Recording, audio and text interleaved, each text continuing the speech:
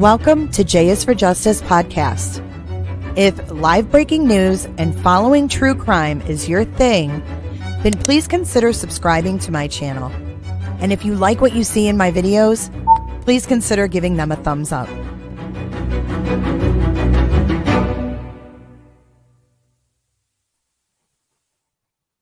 Good afternoon, or good morning, I should say. I'm not used to going live in the morning. Thank you for joining me for this impromptu live this morning. This is something that was planned at the last minute. So thank you guys for coming in. I got a special guest today. My set is all messed up because I finally got this whole thing set up last night. I love it, but I have to get it all like situated and, you know, all that good stuff. But it's great. I have so much desk space. So I'm loving this. So thank you so much, whoever sent that from Amazon wish list. Thank you so much. Before I bring our guest on, I wanted to say hello to everybody, the members and the moderators that are here. Angie B, it looks like you are one of our mods. Do we have another one here? I know HJ was coming in. I don't know if she's here yet. Mike Sanders here. Yay. So we got Sandman. We got Angie B. So you guys, no negative comments are going to be allowed about obviously myself or my panel guest, which is typical for here anyway. But just to give you moderators just a little refresher, respect my panel guest when she's on my channel. I don't care who you like. I don't care who you agree with, you know, all that. This is my house, and this is going to be, you know, respectful. Not that there would be any reason not to be. Hold on one second. I have got to get something ready before I bring her in. Give me 2 seconds.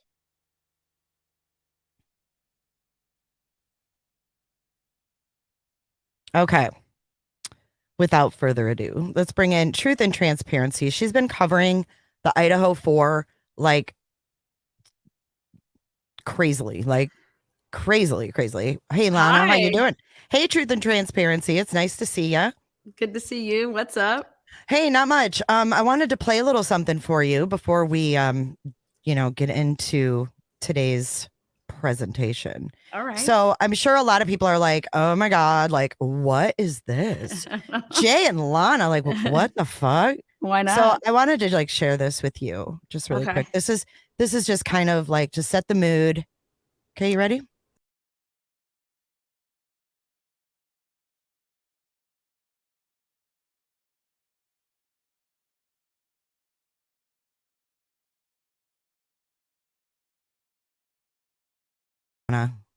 We understood that, you know, sometimes people lie, you know, sometimes people lie. So I just wanted to let everybody know that we have, you know, talked all of this through. And I know everybody probably wonders, you know, how did that all happen? So I just wanted to, you know, let everybody know and welcome all of your subs that are here watching this morning as well. Yes. Yeah. Yes. Hi to J subs. Hi to Truth and Transparency subs.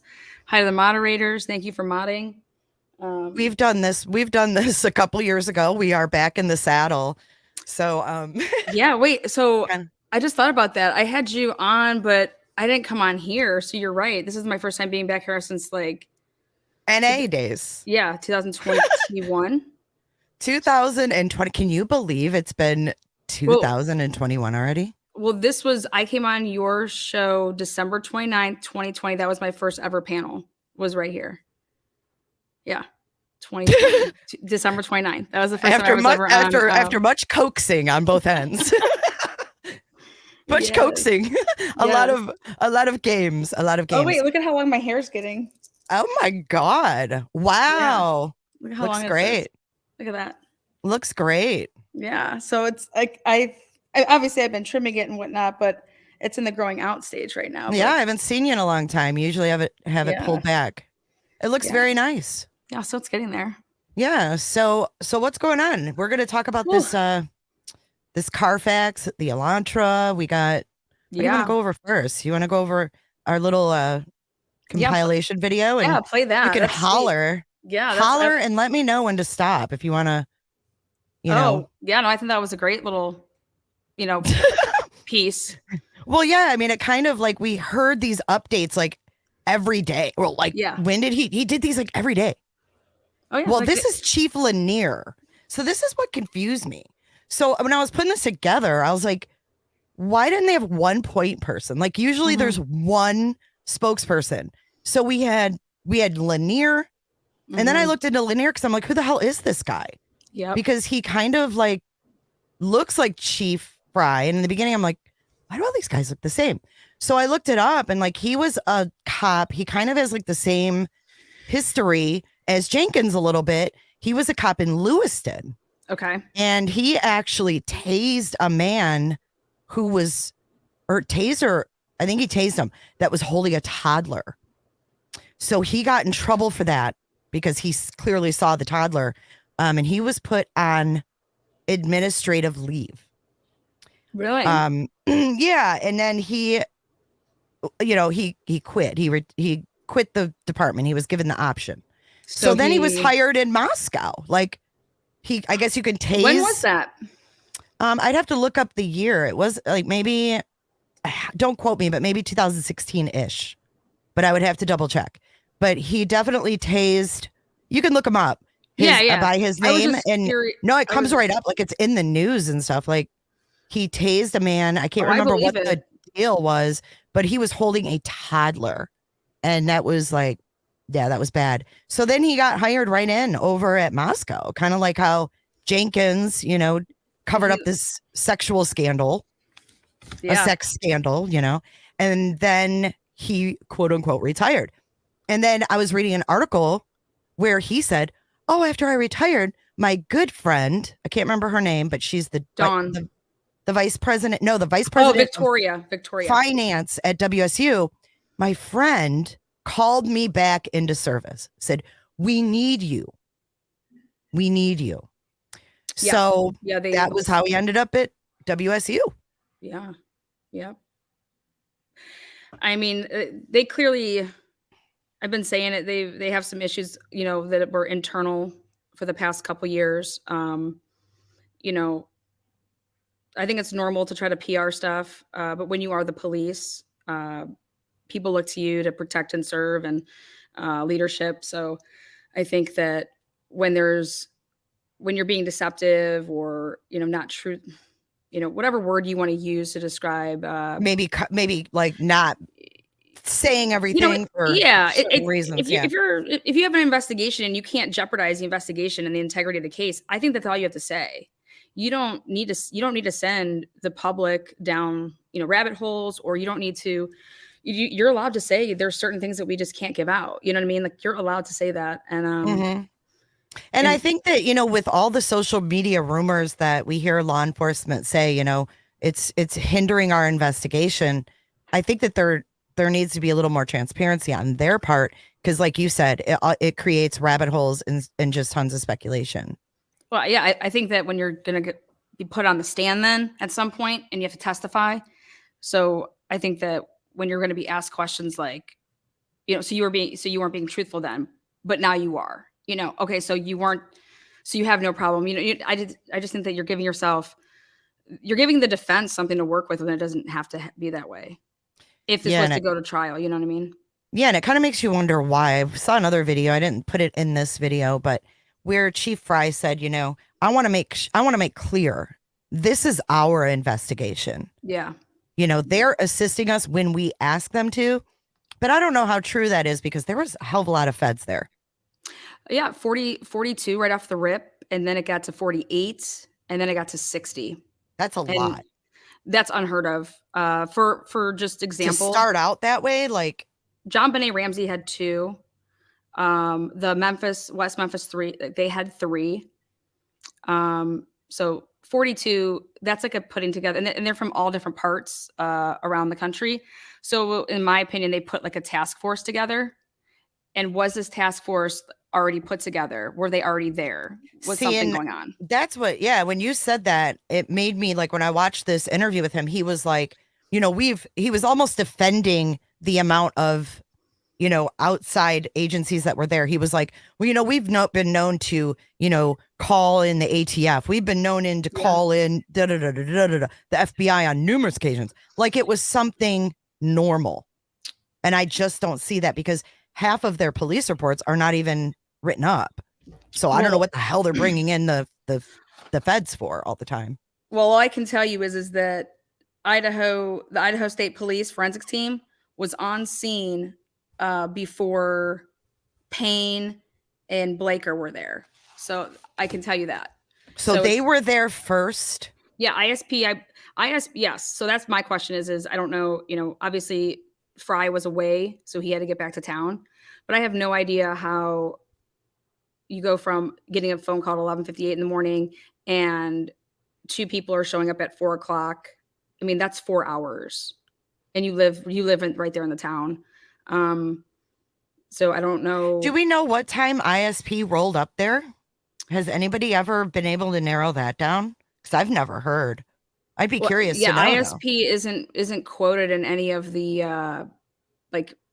as far as like a in the affidavit and stuff. Yeah, it's only they clump it, they umbrella it when they talk about ISP. But I think ISP actually, when Moscow wants to say it's their thing, you go ahead and you actually look at how many agents ISP had on, and right off the rip they had same thing.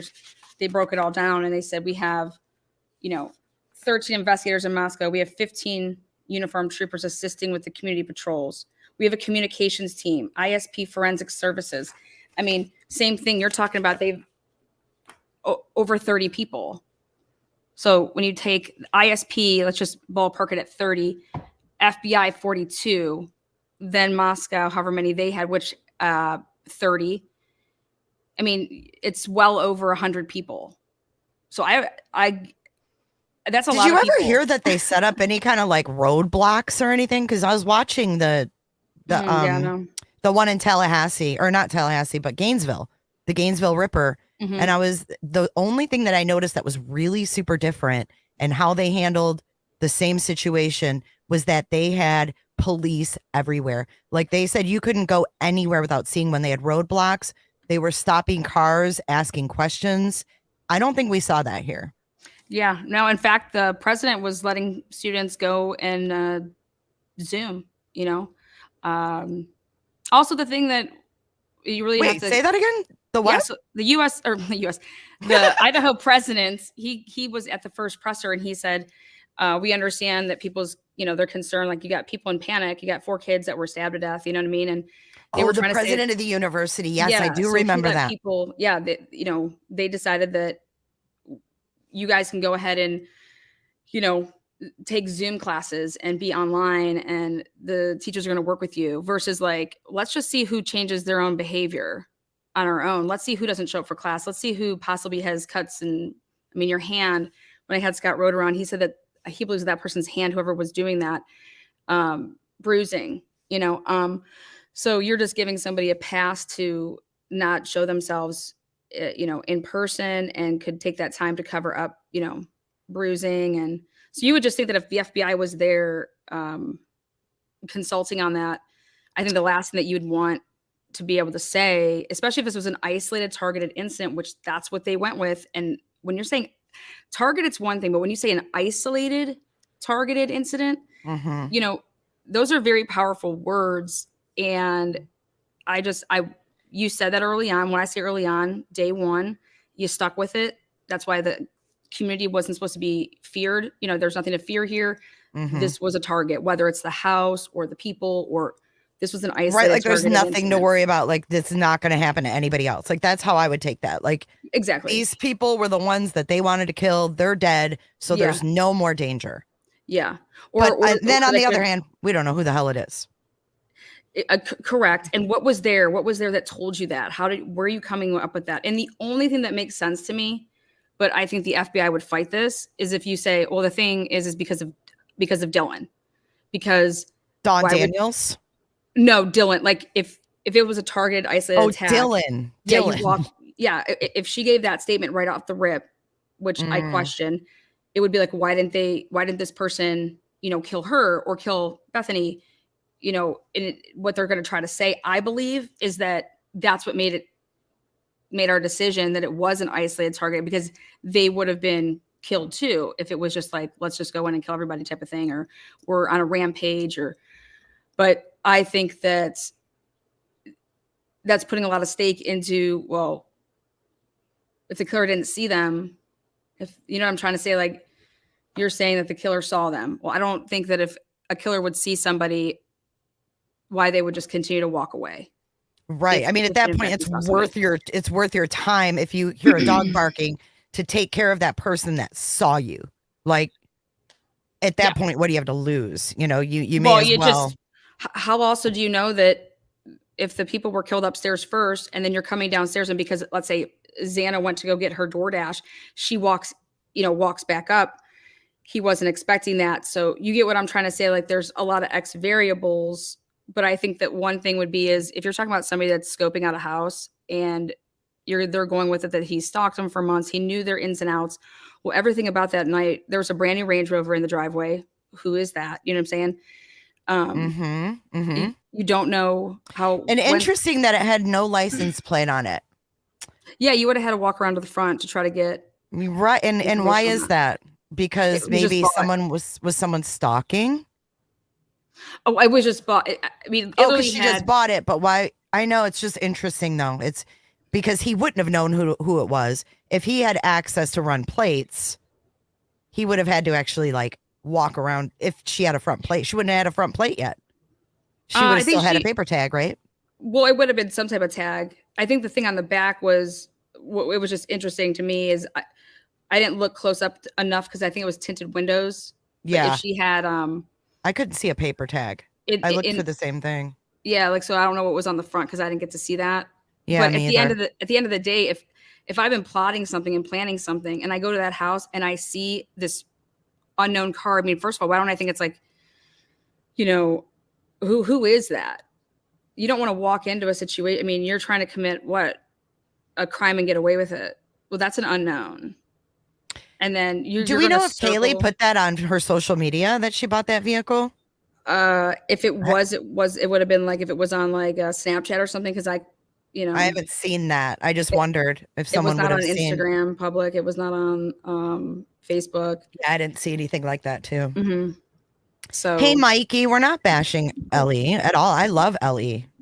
I have faith in Ellie, but we're definitely talking about an investigation and the ins and outs of it that we know.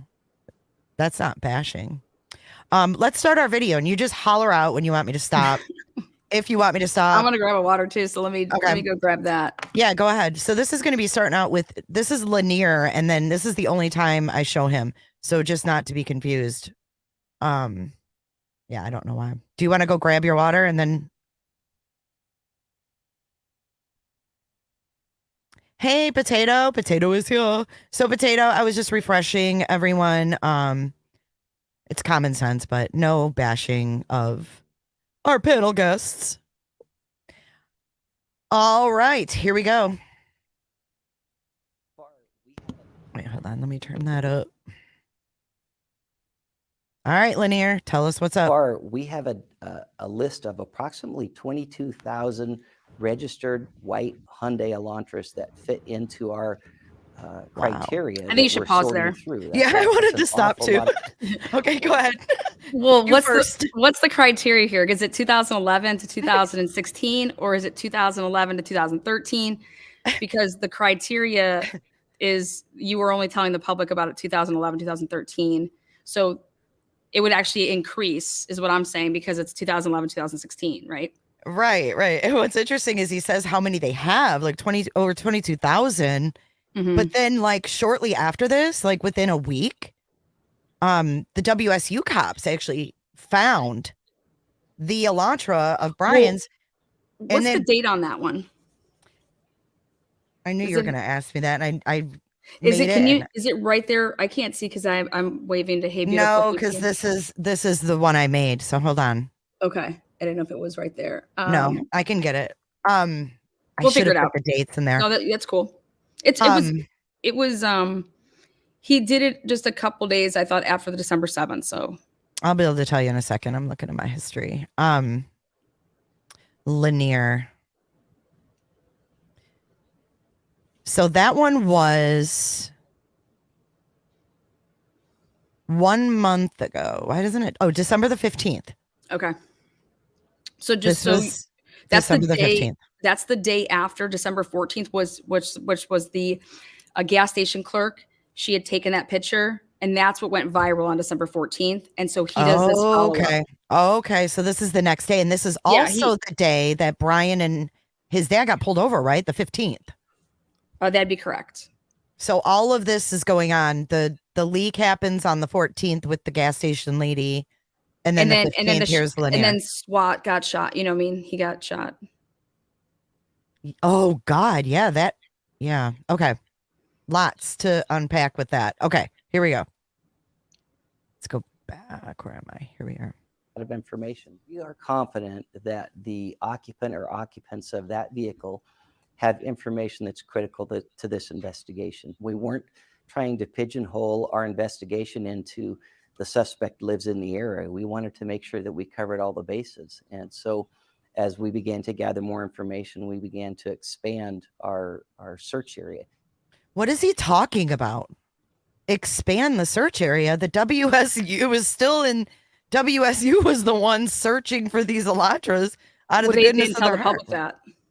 You know what I mean? Like, right. So from what we know and how he's speaking is it's very, when you know what you know, but you have to like talk around it. Yeah, because you have to just talk about what the public knows.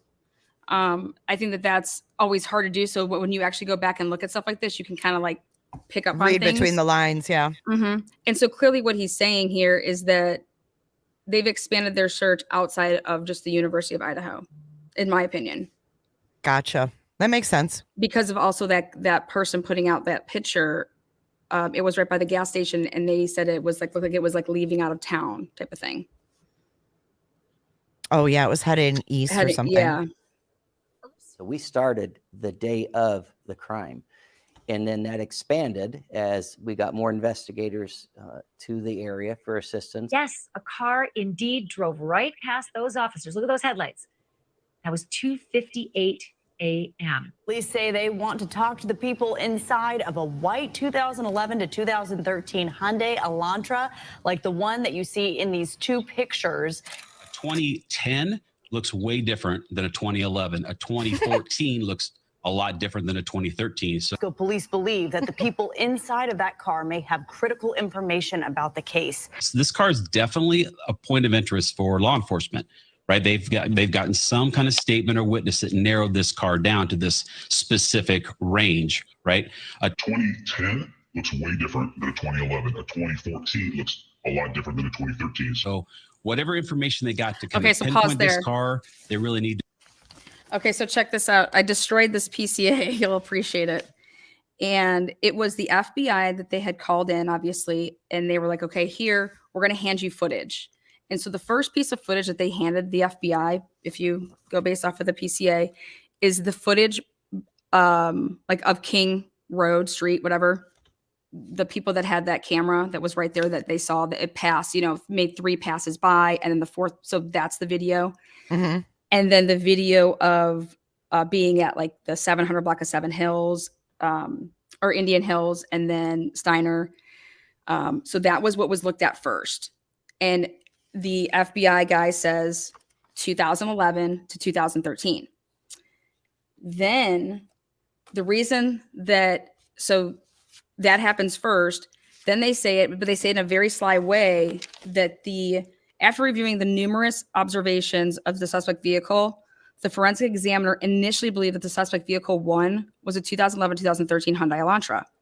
Upon further review, and this is what's going to be asked in court, when you say upon further review, did you look review of what? Yeah, exactly. Review of what? Are you talking about the video? And he's going to have to answer and say, no, because then, as it says in the next paragraph, investigators from WSU hand over to Moscow, here's the cameras that have at 2:44 a.m.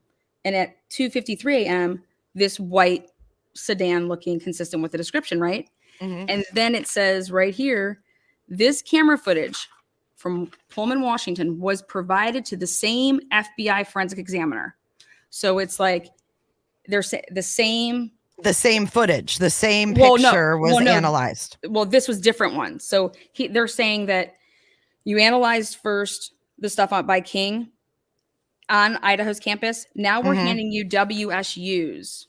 And then what it says is he said the forensic examiner, upon looking at the WSU camera footage between 2:44 a.m. and 2:53 a.m., identified the vehicle observed in Pullman, Washington as being a 2014 to 2016 Hyundai Elantra.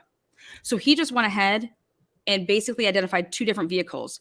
The one on King in that area, 2011 to 2013. And the one in Pullman is 2014 to 2016. So then my question comes in is, how now are you saying that these two vehicles that you clearly identified separately as being two different vehicles, how do you now say, okay, and that's what they say, well, upon further information, well, what do you mean upon further look? What else did you look at? Because you specifically, what were you reanalyzing? You identify, and they're going to have a field day with that. You identified two different vehicles at one point, and then how did you bridge that to say, okay, now this 2011 to 13 it could fall and be a 2014. Did you hear that? Yeah. Oh my God, I didn't mean to do that. I'm sorry. I didn't.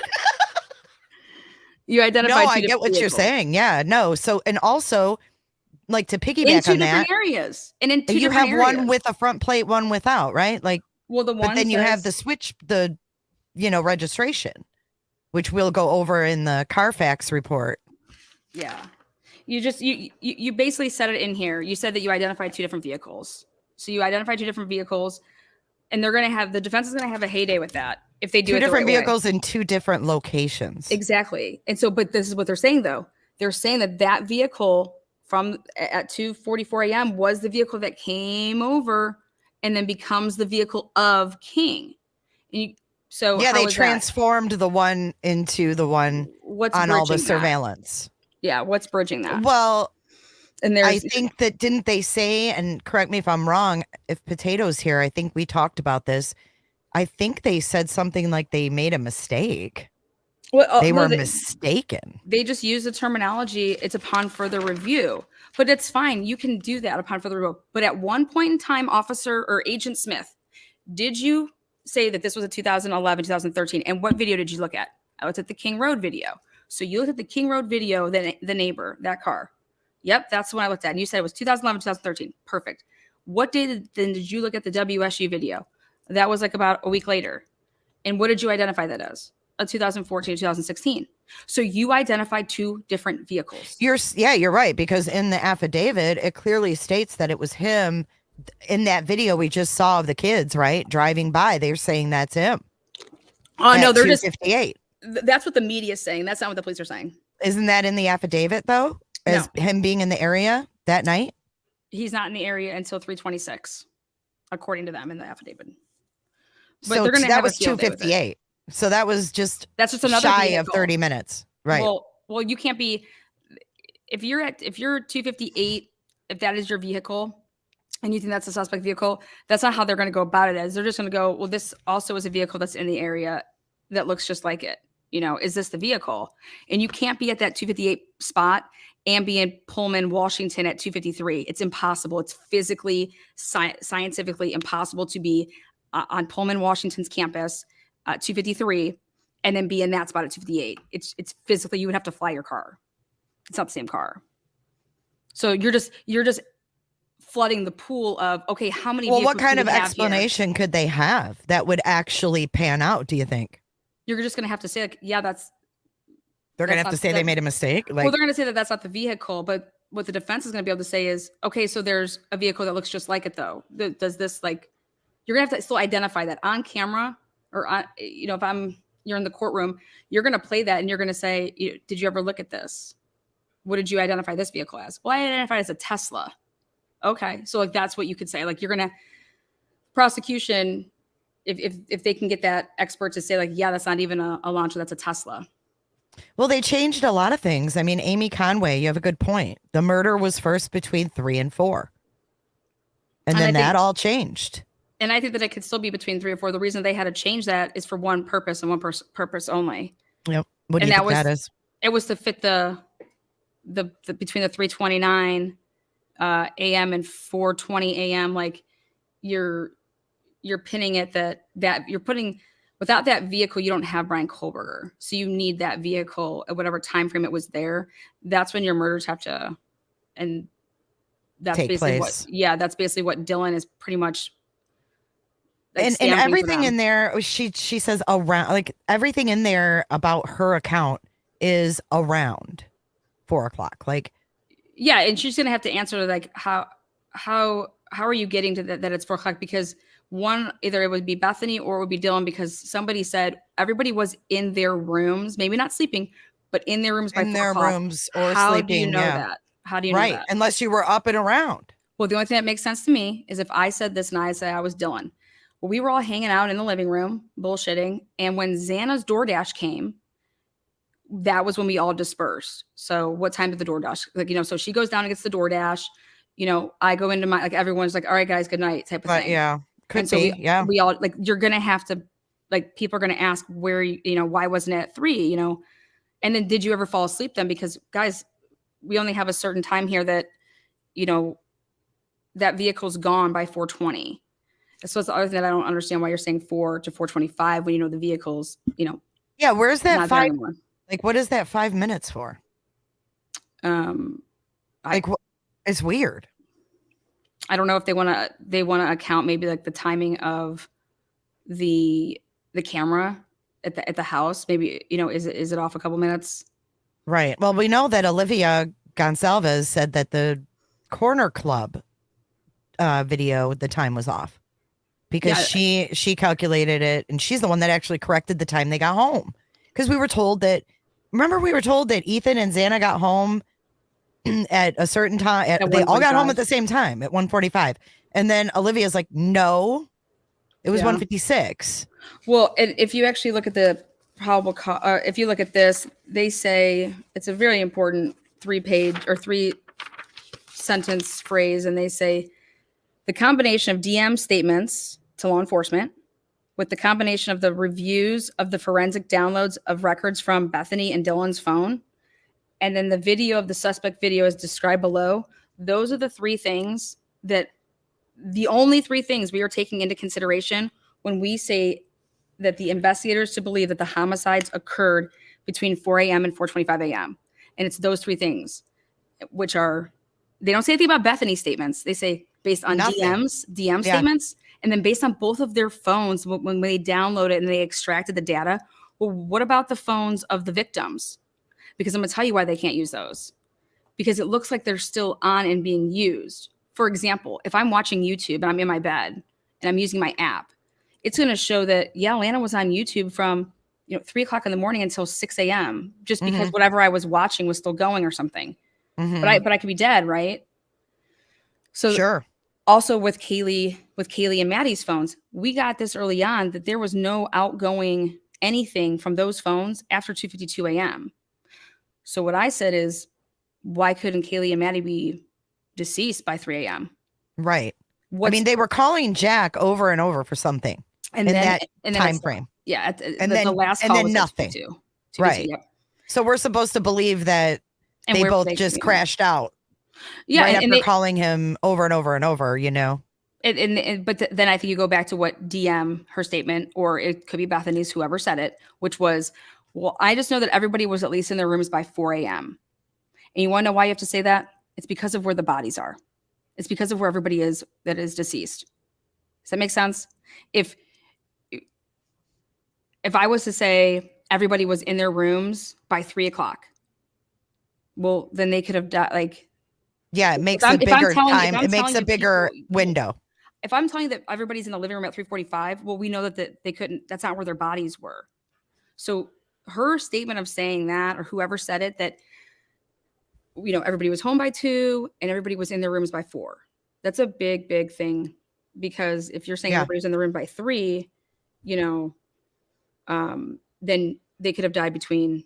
You're just stretching. It makes that window bigger for them to have to figure things out and place him. Yeah. Right. So, yeah, it's Because the everything's mess riding up on that. thing is you have that car going by at 258. 258. You have a bunch of cars. They tell you in here. They say that And there's- they're all supposedly him that are all listed in that affidavit, right? They're no. They said that there's a few that were not, and that's why they really want to stick with that. During 329 and 420, that's the white Elantra, and then it's a couple other cars. They just say they use the words a few other cars came through that during that time. Which one of them, as I'm going to peg, is the DoorDash. the DoorDash. Now the DoorDash is going to have to take the stand. Did you physically hand the food, or did you do a drop off and then you took a picture? And then what color hair did the person have that you dropped it off to? Was it a male? Was it, you're going to have to give And that. what I don't understand about that timeline when you're talking about 4 o'clock, she says she hears what sounds like Kaylee playing with Murphy. And then here's what she says is Kaylee saying someone's here. But then they kind of contradict her and kind of think for her by saying, but that could have been Kernodle. because of TikTok. And that was at 412, right? Mm-hmm.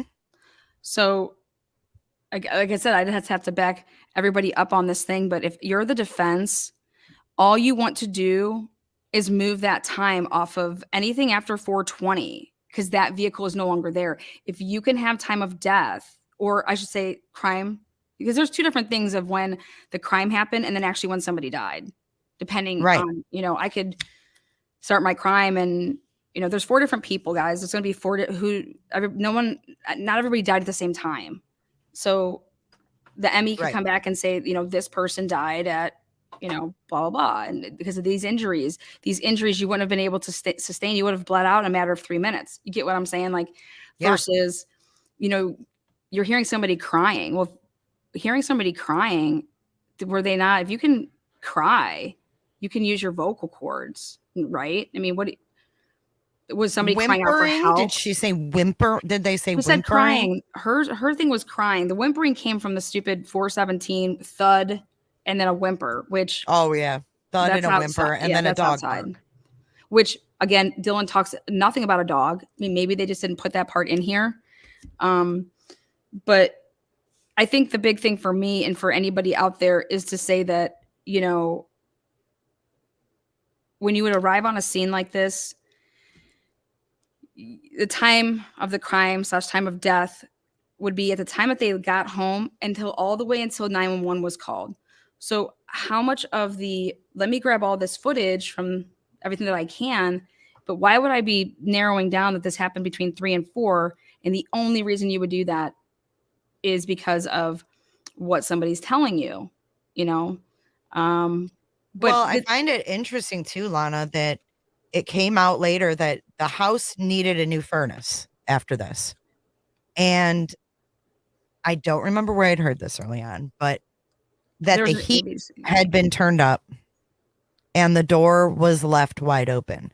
And to me, there was another serial killer that did the same thing. I think it was BTK did that because it fucked up excuse my French, but it fucked up the investigators finding the cause of death because those bodies stayed warm because he cranked the heat up and then he left a door open so that heat was just constantly on, like it was hot as hell.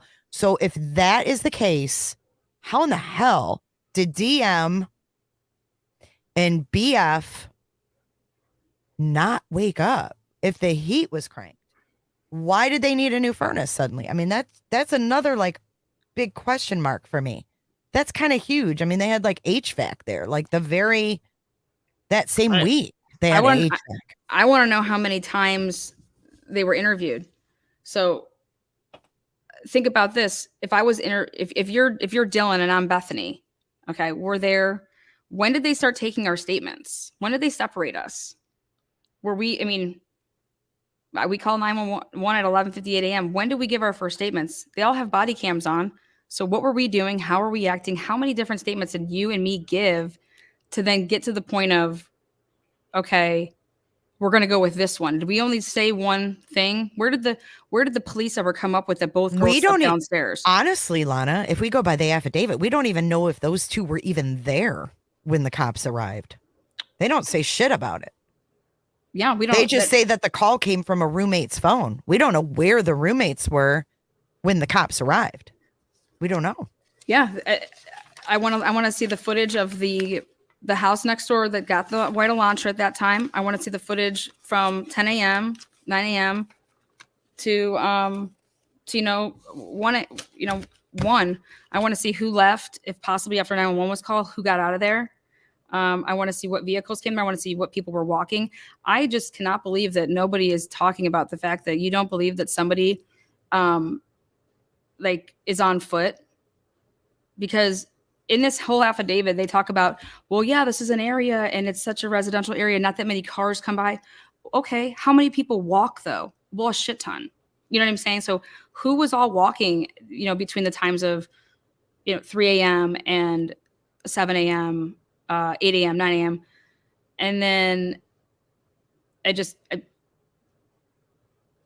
no blood coming out of that house.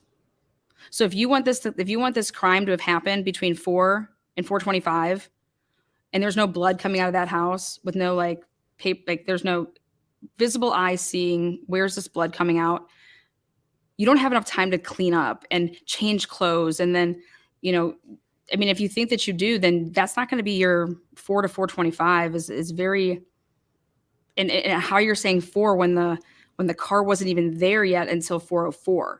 Then you got to park it. Then you have to get out of it. Okay. Then you have to go and get into the, but if you had been planning this, why wouldn't you just make your one loop, be back there? Why would you be circling so that you could be seen on all these cameras? That makes no sense whatsoever. You would know what you needed to do. Unless you're playing games and you had someone else drive that car around while you were on foot. Yeah. Think about what type of person does all that. Like if I come over and I'm bringing you something, okay, and then it's like, oh, hey, can we go pick up my girlfriend? She wants to come over and she wants to, party with us, throw down on that 8-ball. I don't know, whatever. But that's making those loops and constantly going somewhere and doing something like that. That's typical of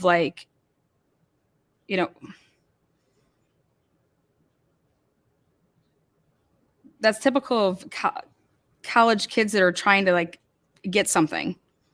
Why would you keep driving around? I don't know. None of it. And then you're just talking about, okay, so where's this,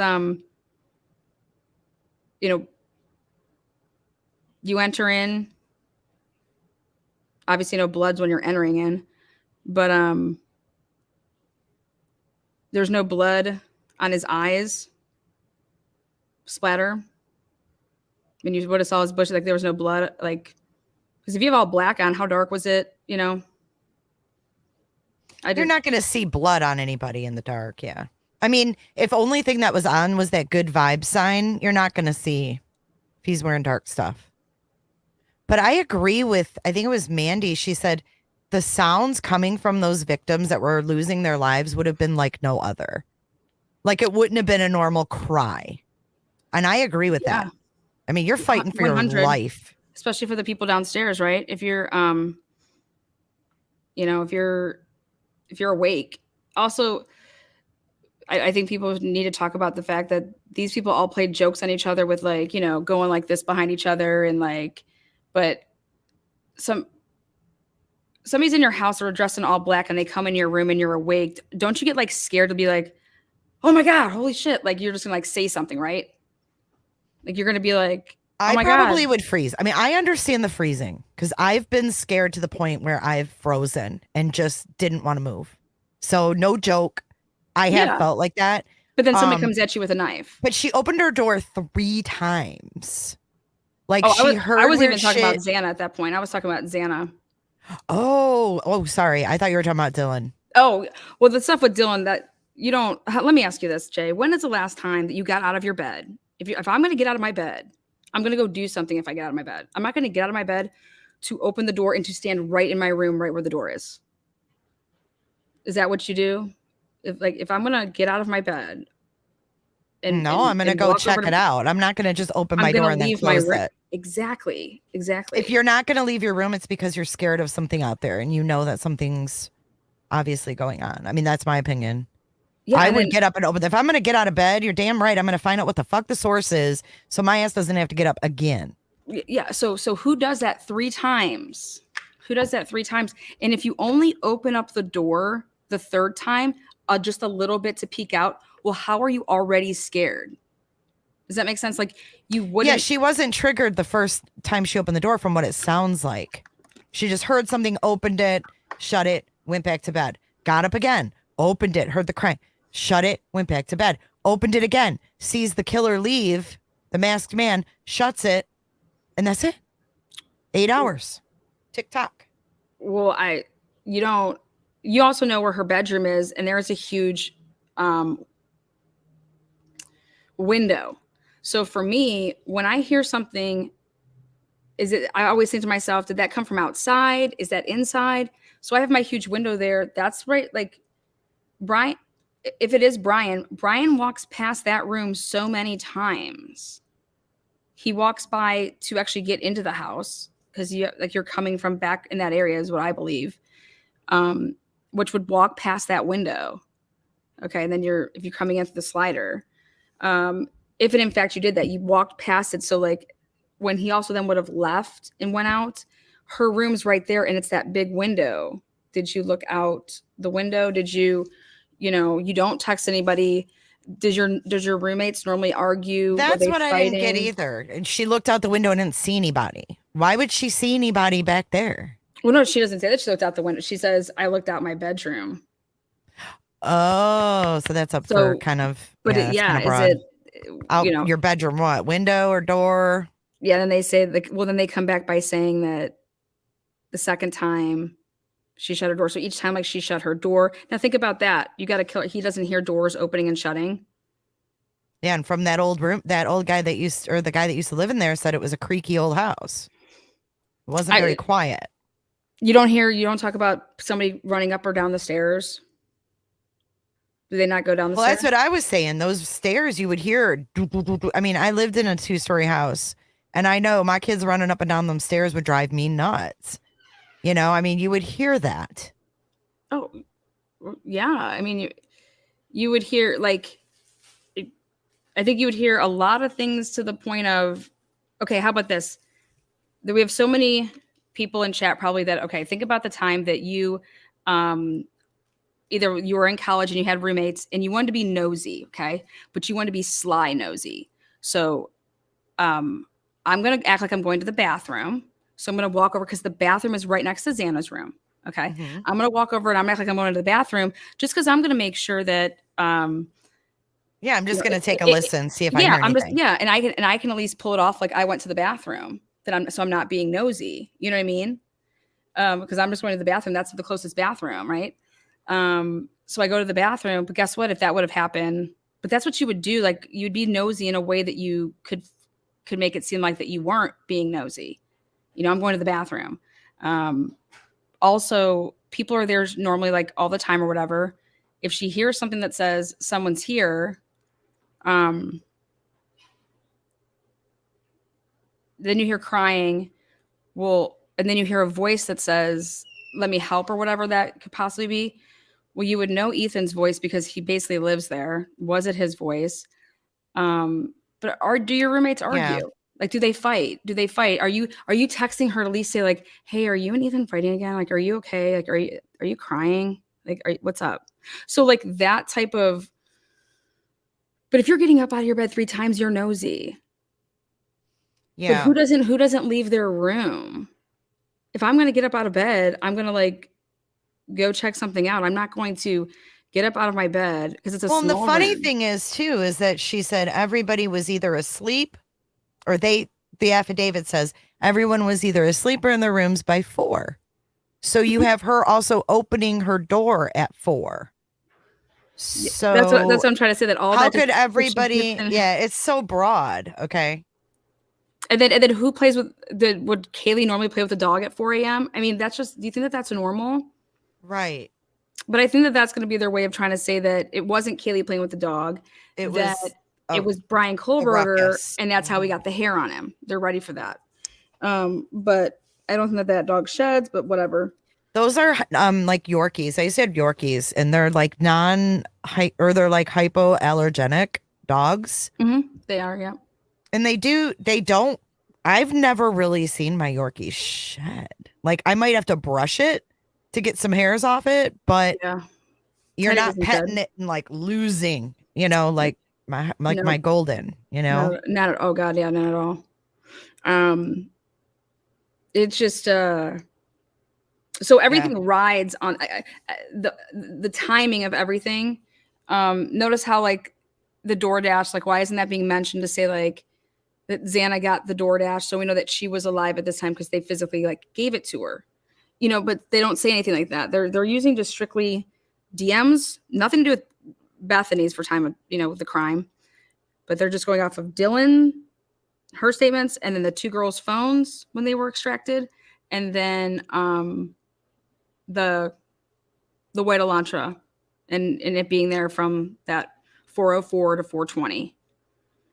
And I just think that, well, you might be better off and saying that this could have happened between 329 and 420, because I said, well, maybe if the targets were just upstairs and he goes upstairs during like one of the first two times that he came by, like that he like, I mean, how long are the intervals here?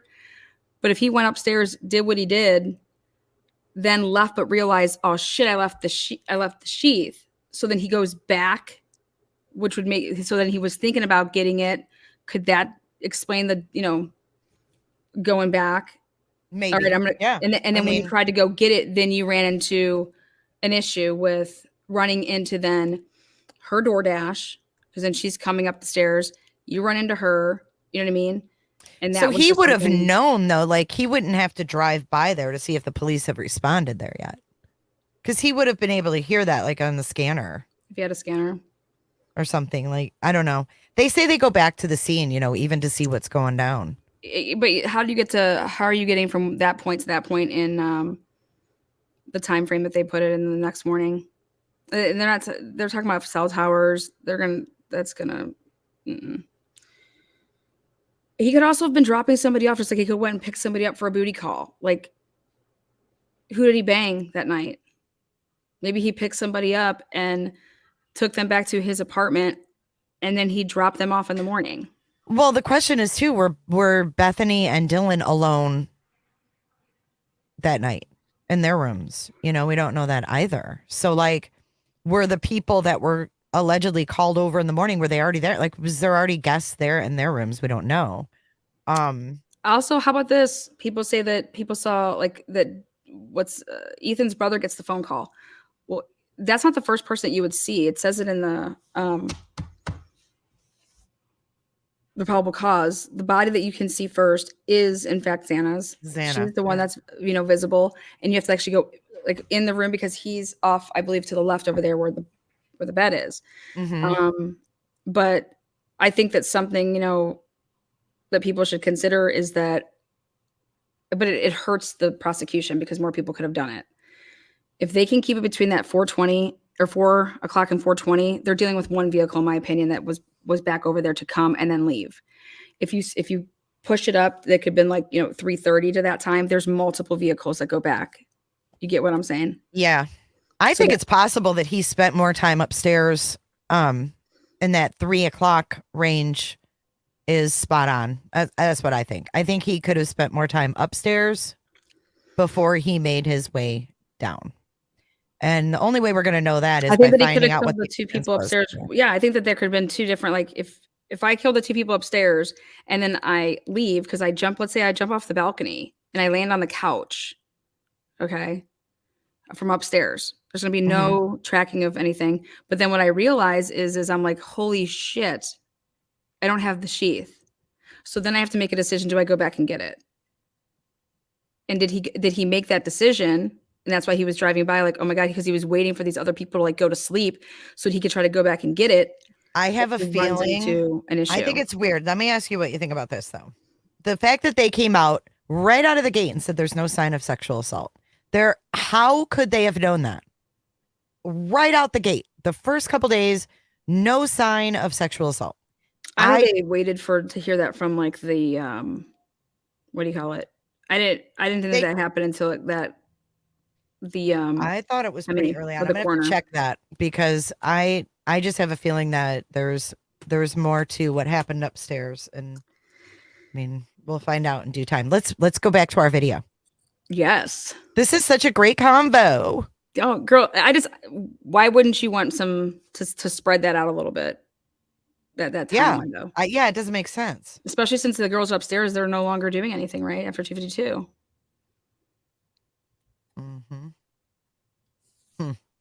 I gotta wonder if he wasn't in that house prior. I don't know. All right, let's go back to our Elantra. Yeah, to drill down on that and try to find out anything they can on where this car has been. And it's a big task where they have 20-something thousand cars that are these Elantras, right? Hey, Chief. Okay, so have you guys I cut him off, but he said after that, he was like, there's an actual way to like narrow it down quicker. He said you can search by the VIN number and they can see if that car was made in white, and they can eliminate all the other ones that aren't white. So they make it sound really grueling, but he said that there's actually like a back, if you do it backwards by the VIN, they can narrow down all the ones that aren't white. So I don't know if they're talking 22,000, where that query came from. Like, is that in the state of Idaho? Is that Idaho and Washington? Is that the whole country? What is that? 22,000 from your query of what variables? I more or less want to know what you did when you got a tip. So like, so if I call in and I say, hey, my neighbor has this white Elantra. I live at 700 Hills, Indian Hills, whatever. Right. Did you call the person? What did you do once you received a tip that said somebody had a white Elantra that you believed, or even somebody called and said, hey, I own a white Elantra? Like, what did the police then What did they do with that information? That's a good point, because someone said earlier, like, oh, it's sus that, Brian didn't call in about his car. Well, because to the public, it was 2011, 2013. So why would you give him an out? Good point. Oh my God, good point. Like that's so, and then it's very simple though. If this wasn't so secretive, think about this. When WSU found the damn car, here we found one, and we turned like, are you just calling the people up to say, hey, we're going through, our database. It came across one of your neighbors called in, said you had a white Elantra.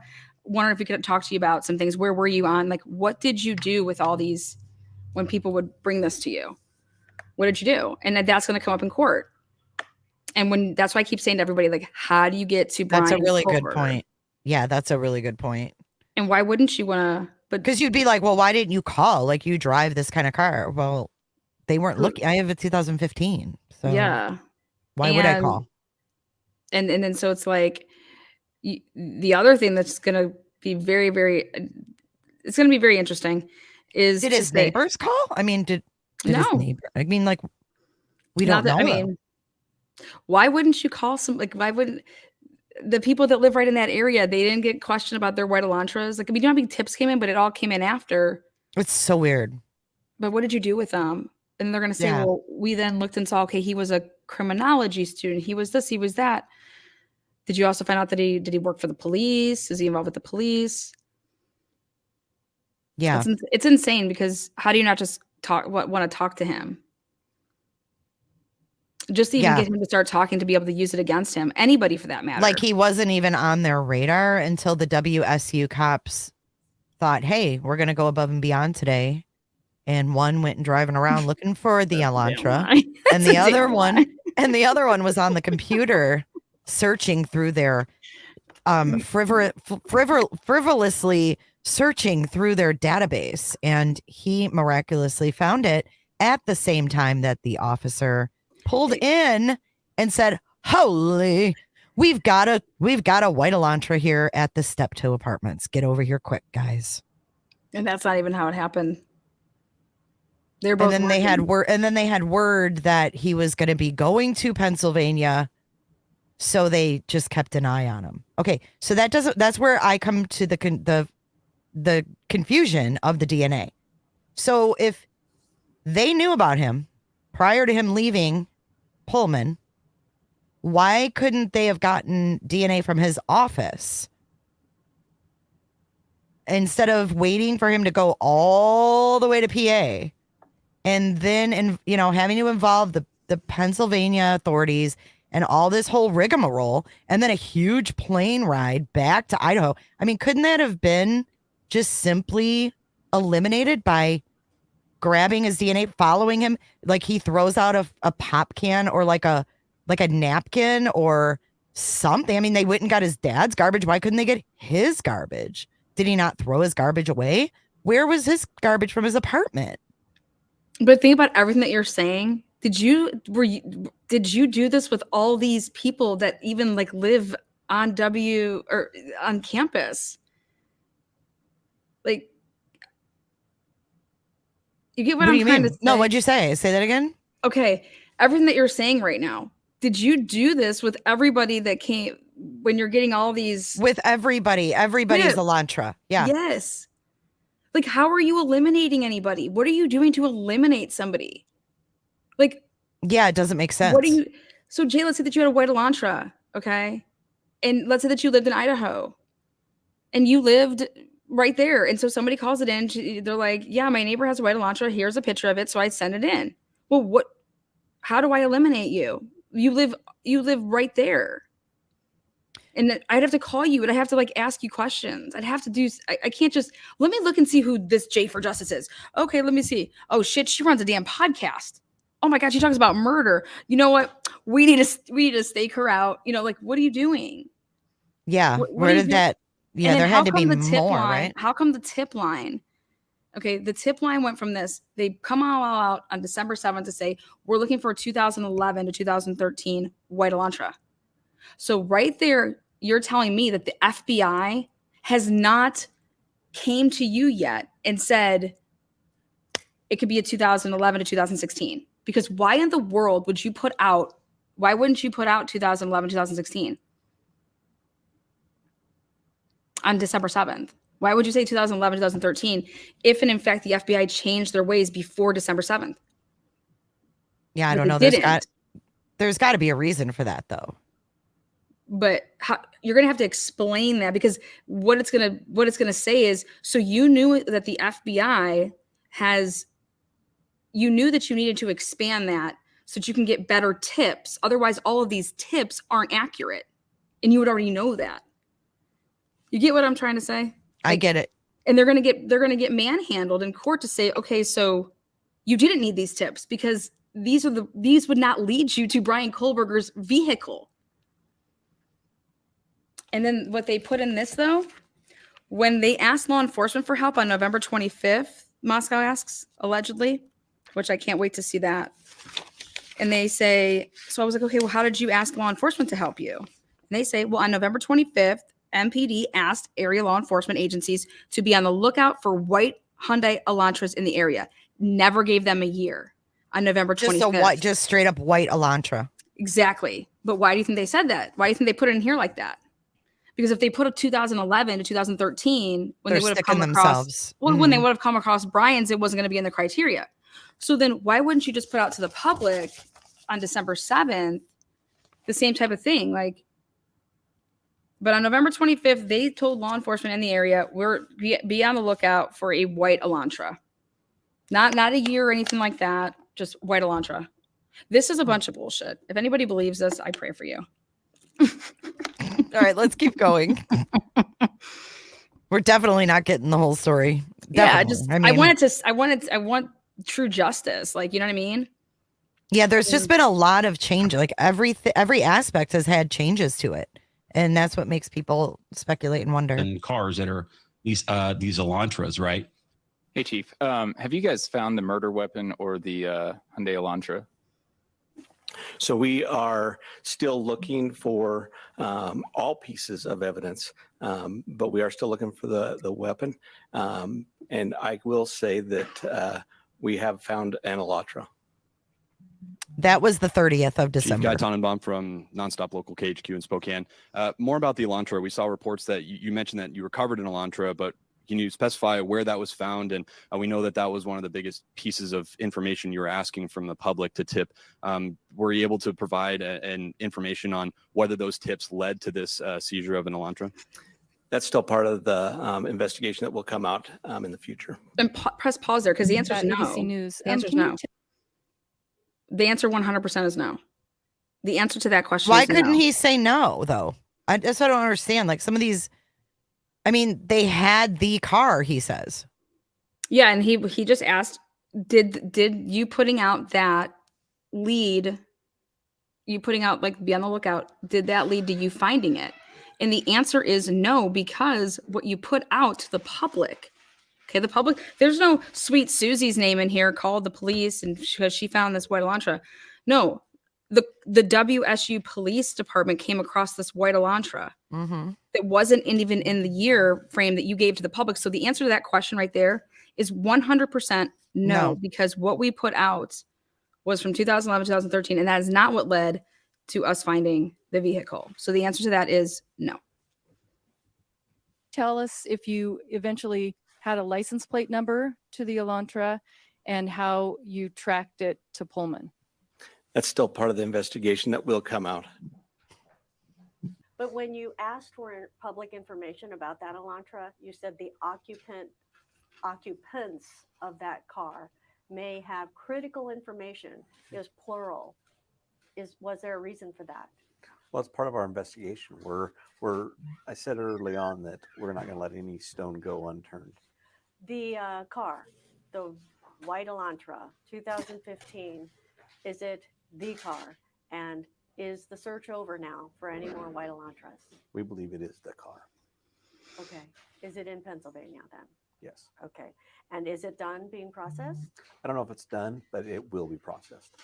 Let's help. But just like the ask during the Elantra, I mean, is there anything specific that you're looking for about him that would help you build your case? We are looking at everything. And I've said that from You notice his little pattern of this? He did that in the other presser too. the beginning. We don't know. Oh, can I give you an answer for something about sexual assault? Yeah. It just came to me and I wanted to make sure I answered this. They were clothed. I think that's why they were saying there was no sexual assault, in terms of like that no one didn't have. Right. And to me, that's dangerous to put that out there, because I'm going back to the serial killers that, like BTK and this Danny Rawling, the Gainesville Ripper. The Gainesville Ripper actually took his first victim and he made her go in the bathroom. He raped her in the bathroom. He made her clean up, get dressed, and go back in her bedroom. And that was when he killed her. So the fact that they're clothed, to me, doesn't really mean anything. Well, I think for them to say that initially, it didn't look like it was, but I don't recall that them it wasn't saying driven that. by that. Yeah. Yeah. They did say it was in a press conference. They said there was no sign, but they didn't bring it up again. It was just no sign of sexual assault. This like didn't that, right? happen. Yeah. Like there was it wasn't like that. It was targeted. It was isolated. There was no sexual assault. There's no like sicko that just wants to rape women out there. I mean, that's basically how I took that. Yeah. Well, because girls on campus are going to be scared if someone's raped. Think about how quickly they said that just think about this, how quickly they eliminated the hoodie guy at the, they were so quick to come out and say, we do not believe that X, Y, and Z are involved. Okay. And they said that right off, like so quickly that should make us all think, okay, why do you just think that he wasn't involved because he didn't have a white Elantra? Not think he's involved because he just offered up his DNA, that you already had that touch DNA. I mean, but they said all of that before I believe that it would have come back. But they said that so quickly that I think that there's a reason. You got to Brian Kohlberger for a reason, in my opinion. And just like you would get to anybody, because that would take some hella policing, okay, in a long time to get to Brian Kohlberger going the way that they said that they went. Someone said his name. Someone knew his name. Someone said his name. That had to come up. He was in a picture. You aren't able to bridge the gap because you can't just plop down and say, "Oh, guys, guess what? We came across the white Elantra at 244 and it's in the middle of the road right here." Okay, well then back it up and see where it's at a little bit further. Like, why are you just starting a plop down white Elantra in the middle of the road at 244 and then an hour goes by and then you're like, okay, now here's a white Elantra that we find on 700 block of Indian Hills. How are those? You're talking about 15 miles away, 10, 15 miles away, 21-minute drive. You can't just say like, we think this. Like, you have all this surveillance, so back up the camera past 244. Where's the white Elantra coming from? It just doesn't appear on a camera at 244 just in the middle of Nevada Street. I'm sorry, but like, and I just believe that they can't back it up, because if they do, it goes right to it goes to WSU's police department. And so your white Elantra is leaving the police department, because that's where Nevada Street is. If you're heading north, it goes right up, and that is right where the WSU. Why not? Yeah. Why wouldn't they have a ping like from his house? Yeah. Or at least that you would have this backed up to a point of putting that white Elantra way closer to Brian Kohlberger's house, not down at the end by where 270 is. It does not make any sense that you can link them that, to him, and to just, okay, here we found one over here and we found one over here. And then when the FBI looks at these and they say it in here that okay, we have a problem. So I just went back to go back into what we were talking about earlier. Okay. About who was there first. Mm-hmm. So I pulled up on the Moscow Police Department. There's a November 19th update press release. And it says, updated information. There's bullet points. At this time, detectives have investigated the private party driver who drove them home and do not believe he is involved. This is on the 19th. And then it says detectives believe that on November 12th, the two surviving roommates had been out in the community separately, but returned home by 1 a.m. And the two did not wake up until later on November 13th. And then it says here, initially, the 911 call made at 11:58 a.m. on the 13th requested aid for an unconscious person. The call was made from inside the residence on one of the roommates' cell phone. Moscow Police Department arrived shortly thereafter and found all four victims. So they were the first ones on the scene. Who was the first on the scene? Moscow Police Department. Yeah, well, Gunderson was, but like they didn't. Gunderson was just, he went there with two other officers. It was like they took a field trip for an unconscious person. And they went inside and found them dead, it says. Yeah. So they were inside before that's anybody Officer else. Smith, Noonans, Right. Officer Smith, Noonans, and Gunderson. And they were there for 4 hours. And then Idaho State Idaho State Forensics Police, Idaho show State up. Police and the forensics teams come between, they get there before Payne and Blaker do. And that was at 4:30, correct? Payne and Blaker go through the house at 4. Okay. So Kaylee's parents said they didn't find out until 4:30. And that they were initially told that it was a shooting. Yeah, from a family member. Mm-hmm. So law enforcement hadn't even contacted them, and they had been in this residence for 4 hours. But then I caught in another interview that Chief Fry said that some family members showed up on site. So I don't know who that was.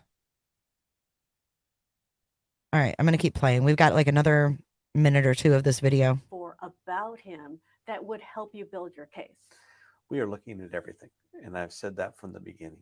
we don't know what small tip may come in that somebody may think is totally irrelevant, but we go, that ties something together for us. And what we're asking is people to give us those pieces and let us work through those to see if that's exactly what we need to help further this case. I've sort of thought about this, Chief. The fact that you've got so many resources there in the FBI and technology and the resources from the feds, should we assume that this was almost almost like a professional who knew what they were doing? Because it seems like if this was just some college kid, surely that person would have been tracked down by now. I love this question. So I think there's some misconception out there with how we operate here in Moscow. We've called in ATF in the past. We've called in the FBI in the past on many of these big cases. They have resources that we don't. And we want to have what big the best cases? What big investigators there. That's why we cases? call in the What's he state talking police about? from the very beginning of these as well. So we've always done those type of investigations with the help of our federal partners as well as our state partners. Those types of investigations? Like what?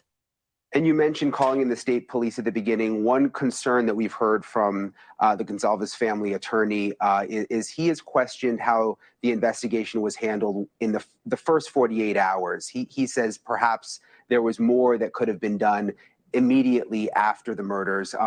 Do you think things were handled properly right at the beginning? I mean, do you have any regrets about the way things were initially handled? No. I do think they were handled properly.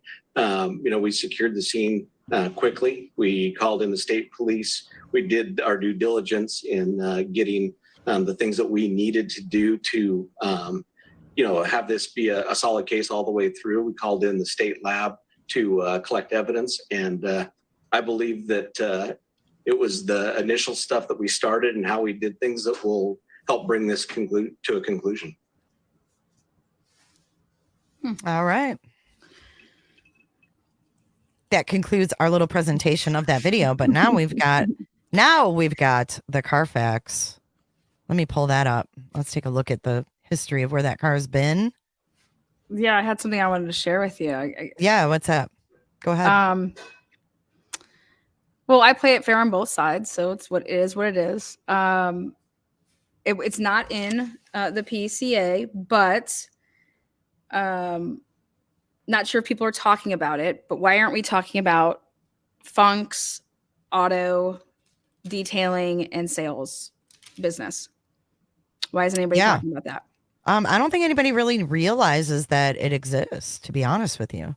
I came across it on Google Earth, right? Yeah, I came across it on Google Earth, and it's in Lewiston, right? Or Clarkson? Is it Clarkson or Lewiston? It's right there. It's basically shares the same. It like basically shares the damn same Albertson grocery store, and Funk's is like literally like the same. Yeah, like what the funk? Like they're literally right across the street from each other, and so I pulled it up. But yeah, we have the Carfax. You want to share your screen? Yeah, because I wanted to show people how close this is, just so you could see. Yeah, for sure. And when I get you pulled up here, I'm gonna go run and use the ladies' room real quick. Okay, here, let me go ahead and come back to this little. Where did I put? I want to put the right one up here. Hold on one second, Jay. Yeah, you're fine. I got so many of them going on. Okay, I got it. I got the one I want to use. All right.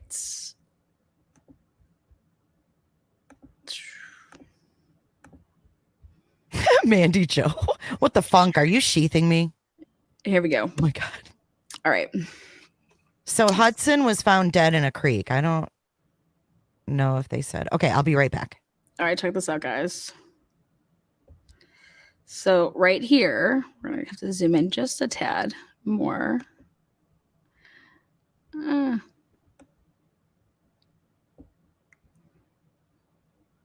Check out this.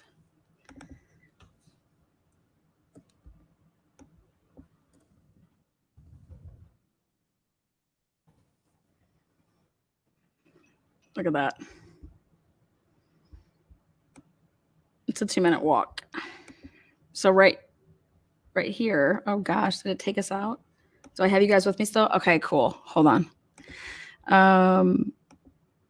Whoopsies. What do we got? Fair Street.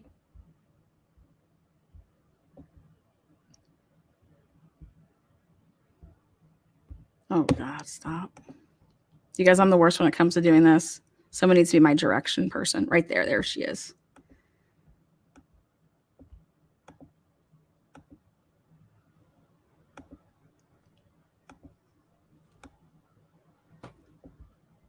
Jay, you need to be my direction person.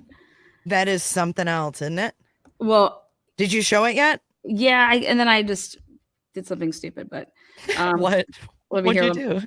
Okay, I was trying to just pull up this place, but it's 2 minutes. It's a walk. You could see. There you go, right there. Funk's Auto Sales. So they sell cars. Yeah, but they detail cars. And they people. detail cars. Like they tear cars apart. Tear them apart. Mhm. This is like a very in-depth. But yeah, like they'll tear a car apart, I think, and like sell like certain parts if it's like not drivable anymore. Like they will strip it down and use those parts over, I believe. But they also do detailing. And what they do, they can give you a detail that is just like, we take the seats out and we do everything, or we can. Damn, really? Yeah, yeah. So there's like before and afters. You guys can go here. But ironic enough, last name same as one of the surviving. Just crazy. Yeah. But what I found more interesting is that this literally is right where he was. Okay, and so I was like, you know what? I want to give him a call, and I just want to ask if you have to have an appointment. How long? Can I just walk in there and be like, "Hey, I want to get my car detailed." Yeah. Are you gonna call him right now? Yeah, I was gonna give him a call right now. Yeah, go ahead. Go ahead. Okay, and then I'm gonna ask him. I'm gonna give him a VIN number, and I'm just gonna ask him if they've ever had this car in there, because guess what? They're closed on Sundays. They're closed on Sundays, and that would be, this would happen on a Sunday. So I'm wondering if you're able to drop off your vehicle, because there is there's a enterprise that'll pick you up. So I'm just curious when they want to talk about, I try to talk about everything in. Right. I mean, this is kind of a weird find. Yeah. I mean, it's right next to that grocery store. They do detail. And did he possibly drop off his vehicle? Not only did he drop off his vehicle, could he have gotten a rental car?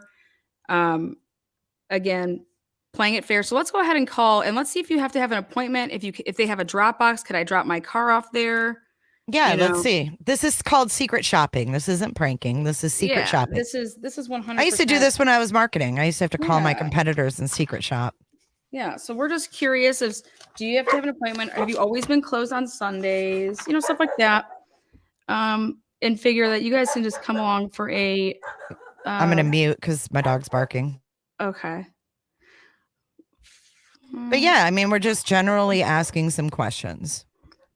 Yeah, do you have to have an appointment? How does this work? How much is it to get your car detailed? I mean, I need a detail.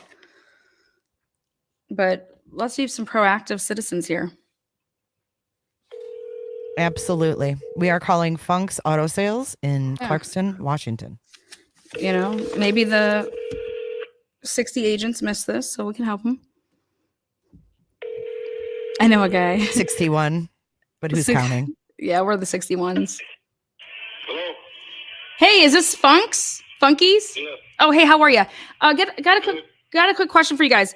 Do you do appointments for your guys' detail? How does that work? Yeah, that's what you just. I got to bring it by and have me look at it. I give you a price, and if you want it done, then I do it for you. Okay, and then how long does it take? Like, do I just drop it off?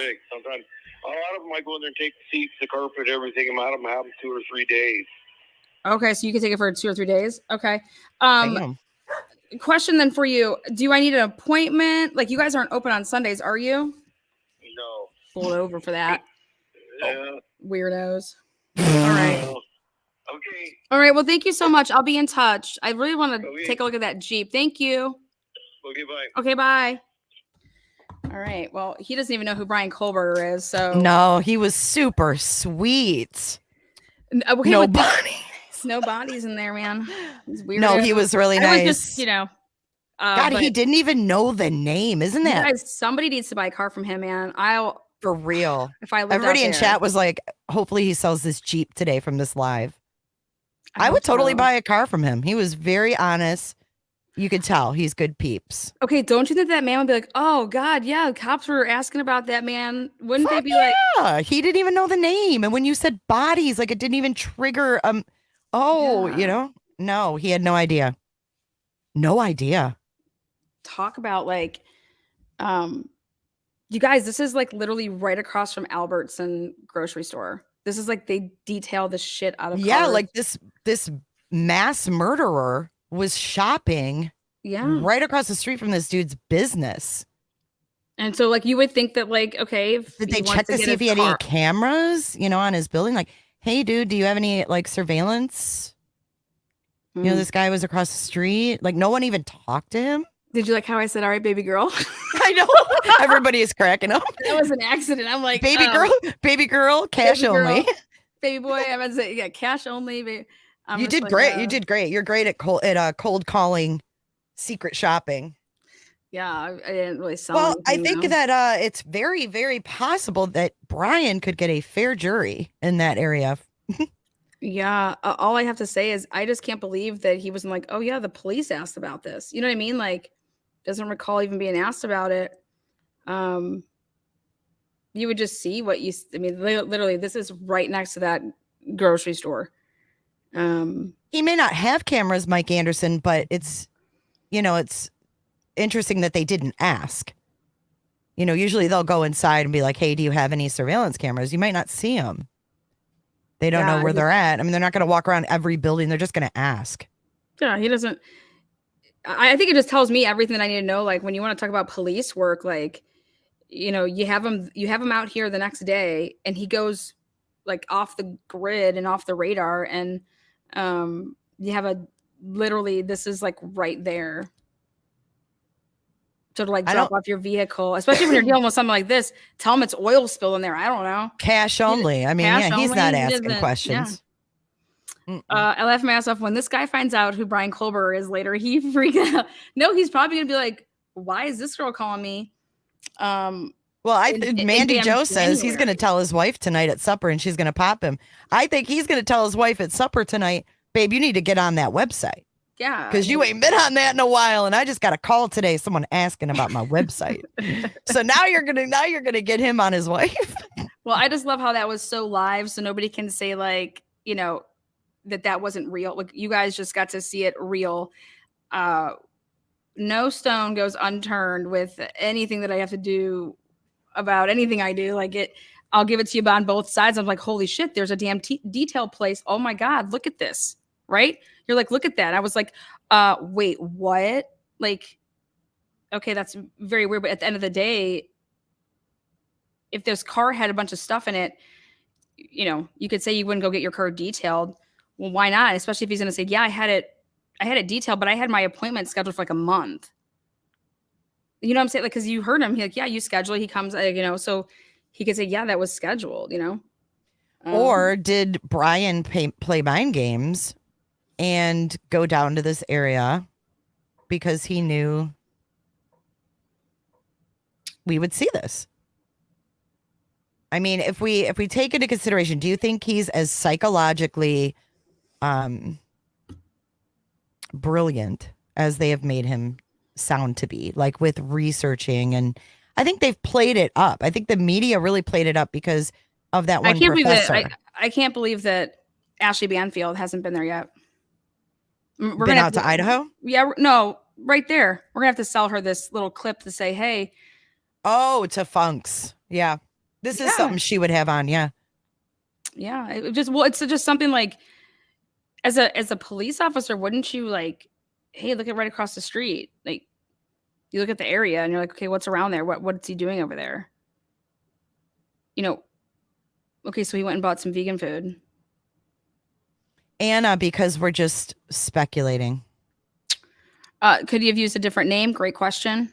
I have to call him back. I'm going to ask him if he can find his November calendar. He does not use a computer. Think about it. He throws them out. Yeah, so think about that. What better place to go? What better place for Brian Koberger to go to get his car detailed? Right. I mean, imagine if Brian Koberger wanted to get his shit detailed. And he made that call that you just called. Yeah. And he made that same call and got that same information. I'd be like, dude, I'll be there tomorrow. And he said, yeah, you need to come by and then you show the car and he'll decide if he wants to work on it or not. And it's either him or another guy, right? He threw his calendar away. Maybe he'll find it. Maybe he took a selfie of it. Maybe he took a picture of it. Let's take a look at this Carfax. Okay, yeah. 4 owners, right? Yes, 4 owners. So the first owner was a rental vehicle. So it was used as a rental. And then owner 2 purchased it in 2016 in Pennsylvania. Yep. And it says East Stroudsburg, which is right there where he's at. Yeah. So then owner 3 purchased it in 2017. And then the little Carfax guy says low mileage. So not very much mileage put on, but lots of maintenance. So we have on the 17th of or 2017 in December is when the new registration was submitted. And then fast forward to 2019. We don't have any records for 2 years. But we went up 20-some thousand miles. Then they had just basic service like in October and then had it again in November. Because I think there was somebody was buying it, right? Yeah. So somebody Then had they it sold done. it. Yeah, somebody Mhm. had it done that was about to get it sold. Then when they had bought it, did they do that? Is that what it was? Or they told somebody, It could hey, be. I need this, because I'll take it to my mechanic and I'll be like, here, take a look at this. What is it all like? What does it need? And then when Yeah. you tell me what it needs and you're selling it for whatever you think you're selling it for, I'm gonna be like, yeah, but it needs this. Yeah, and because this, they had to this. get the brake. They got the brakes done and emissions checked. So then they sold it or whatever. And then someone bought it 12/6/2019, Pennsylvania. So this would be Brian. See, I think it's Brian's sister. Well, the messed up thing is when I looked it up, I got Michael, his dad, as being the owner. So I don't know. So then, But going to like, Maryland, my isn't she in question. Maryland? Well, that's where do you see Maryland? Up here? That's the third owner. Yeah, I don't know who that could be his sister, and then it was signed over to him. Yeah, something like that. I'm very interested in the whole Maryland thing. And then I'm interested in to know why you would buy new tires. Yeah. We'll get to that. So owner 4, which is I found it as Michael Koberger. Just so we're clear, everybody knows that we're just speculating all of this. There's no one. Yeah, we don't have any facts on this. This is all just talking about what's out there. And Mr. Funk, he's just, he doesn't even know what's going on actually. No, and that's the only reason we wanted to see. I mean, I actually I was just like curious to see if they called. That I would be like I'm glad. I'm glad that he, now we know like that's not even a thing. So. Or he's as good as Fry, and he knows how to just. I don't think so. I don't know. Then he's pretty damn good. Yeah. So we have in 2019, the car is purchased, and then in 2020, they renewed it in November, which that's Brian's birthday month. Mm-hmm. Then on 8/13 of 2021. So now we're up to 94,000 miles. So like 80,000 in 2020. And then a year later, he's up to 94,000 and he needs new tires. Then he renews it again that November of 21. And then in January of 22, he needs a tire repaired. And he's only driven 2,000 miles. He had a tire replaced, and then now he needs it repaired. Well, I'll tell you, when I bought my Michelin, like one of them popped. So like it was under warranty, and I was just able to. Well, they better give me a new tire then. They did. They just gave me a brand new tire. This says repaired though, so I don't know. Oh yeah, versus they're like tires replaced. Yeah. Like you think you'd have like warrants. I don't know. Then you have 4/20 of 2022. This is all in Pennsylvania. Title issued or updated. So I don't know if he lost it and got a new one. They got high. August 15th. So he's in Pennsylvania here. Maybe because he was moving. He was like, oh, I need to get my Well, title so I can take it with me. At 412, he was in Pullman, just so you guys know that. 412. Yes, meeting with Jenkins. Or was that online? Yeah, I think he met in person, me personally. You think he came out there? Yeah. Yeah, it wouldn't surprise me either. So then on 8/15, fast forward, he's driven 10,000 miles from April to August. When typically he's not driving, he's driving less Wait. than Can you back up for a 50,000 second? year. Yeah. Wait, let me see right there between 126. Okay, right there to 1 to 420. Okay, so something that definitely did not happen would be he didn't drive out there when he went for his April 12th meeting, because from January 26th until that April 20, there would have been way more miles. There's no way you're able to do that. It's 2,500 each way. You would have been, you get what I'm trying to say? So he had to fly. Yeah, if he went, he flew, or he did it online. I heard it both ways, so I don't know. And if he doesn't like flying, meet you. He did say good meeting you. Yeah, but you know, they were locked down with COVID for so long that became a way of life. Like even yesterday, their regents meeting for the university, they were on Zoom. Like they're still Zooming meetings. Well, I think everybody saw like the logistics in that. Like, come on, like. So why would they have him go all the way there? They would be I know. like, I think hey, he went. I think you're thinking about going to school there. You've never been like you've done everything. Oh, I MBA. totally think he would have visited that campus. A lot of people were on me about that. I was like, everybody's like, oh, he wasn't there till August. We don't know how many times he went out there. You know, during the summer, it was funny because the crime picked up during the summer, according to the police blotter, which is unusual because things are usually quieter in the summer. So the police blotter really got hot, I would say, from what I noticed, around April-ish, May. Well, the with prowl people breaking into cars, suspicious person, things like that. Pretty benign things. But when you go back like a year prior, you don't see that stuff. So it's a different trend. You know what I'm saying? Okay, so we have him at Evergreen Tire, and this is when he went with his. No, it can't be when he went with his dad. This is when he went with his dad. Okay, I'm going to play devil's advocate with this. Ready? There's just mass amounts of changing tires with this vehicle. Does not everybody see that? Yeah, that's what I'm saying. Like tire replacement. I mean, your tires are supposed to last you how many miles? Like 30,000, 60,000 miles, depending on what type of tire you get. Like, I don't understand that. So he had it repaired in January, and then in August he had a tire or tires replaced, and then he also had the pressure checked. Because that just looks like he did an oil change, and then he had one of the. But he had the tire replaced or tires. We don't know how many, but that was in Pullman, and you don't usually was replace August one 15th. tire. It'll mess up all your things. Like, okay, if you have old tires, it's going to be like it's going to wear them down wrong. You get the best that you can do is do two. They'll never just they'll tell you like. So every year, so a year prior, the tires were replaced on 8/13, and then fast forward to 8/15, and they're replaced again, almost a year to the day. But he's only driven from 94,000 miles to 111. But he needed a whole new set of tires twice. Maybe there was tire tracks that would lead back to like if you got new tires. You know what there is? Oh no, wait a minute.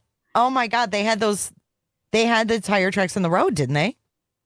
I'm only saying that if you want to put Brian Kohlberger on other crimes, then you'd want if you're talking about other crimes that could have possibly had tire tracks, what you want to do is change your tires. If you change your tires, you're changing the path. That's not going to match up then. And you know what else? Kind of on those same lines with the shoe print. Would you maybe wear shoes that you wouldn't normally wear? Like if I never wear Air Jordans, like I would just never wear that type of shoe. It's not my style. If I'm going to do something and leave a footprint behind, Well, then you're an Would I? amputee. Like, where's your other foot? Did you only have one leg? I think it's going to help Brian Koberger. Well, they might have more than one. Maybe just one is mentioned in the affidavit. Maybe they only needed to mention one. But when they say Vans, he doesn't look like a Vans kind of guy to me. Does he to you? No, there's no shoe size. It's just one. I mean, we shoe print. clearly see Xana in This says one shoe Vans print. in that video or in that picture from that day, allegedly of them outside, the six of them. Xana's wearing high top Vans. But what's interesting to me is that there was a bloody shoe print, but there's no bloody shoe prints outside. Like not one leading out to the patio, like not any blood on the concrete, nothing. Clean. I don't get that. So it says here though on 12/1 that there was a recall that was taken care of. So I went to that and I want to show you what that was. But what's interesting about this, which is weird, okay? Whoops. Fuck. Weird about this is I put the VIN number in the recall to say, like it says, hey, you know, put your VIN number in here. I'll show you. Okay, so right here, VIN validation. I'm going to get the VIN number. Oh, here, you want me to read it off to you? No, I'm just going to paste it. Oh, okay, cool. That way you don't have to I was ready to supply him with that VIN and everything. I know. He's like, oh God, I don't keep track of that shit. I was trying to stay totally away from the name, you know? Okay, so make this make sense to me. Okay, so I'm going to go back to the Carfax really quick Jay, and I show can't you something. promise you anything. You can But try. I'll make it make sense though. Okay, so 12/1/2022 at the dealership, manufacturer service campaign issued. Does that mean that they just said, hey, you need to get this taken care of? Because it says 2011 and 2016 underbody corrosion preventative. Now, check this out. When I put his VIN number in this underbody corrosion service campaign, watch. Your vehicle is not affected. So I don't understand that. Yeah, because it was probably like because it said like go back right there. It says click here or call this number to locate and authorize Hyundai to obtain more information about this campaign. I think it was just a national campaign that they were doing. So it was some of their products. So he didn't have it done. It's just they issued it. Correct. Yep. So the last thing is just this. He had the tires replaced on 8/15, and then a few days after the murders, he went and got it registered in Washington. And the vehicle color was noted as white. So is it rumor that him and his dad went to an auto body shop before they traveled? I thought they were seen. I thought Enton saw him or somebody. There's not another page. No, that's it. That's where it ends. So why isn't that in there? That's not. That's all of it. But okay, but look at that date up there. Which one? I think it says like 1-5. Go all the way down to the bottom. See how it says your date? If you keep going all the way to the bottom where you're going to sign it. What's the date right there? It says that report. See that right there? 1/5/2023. Why is that saying that date?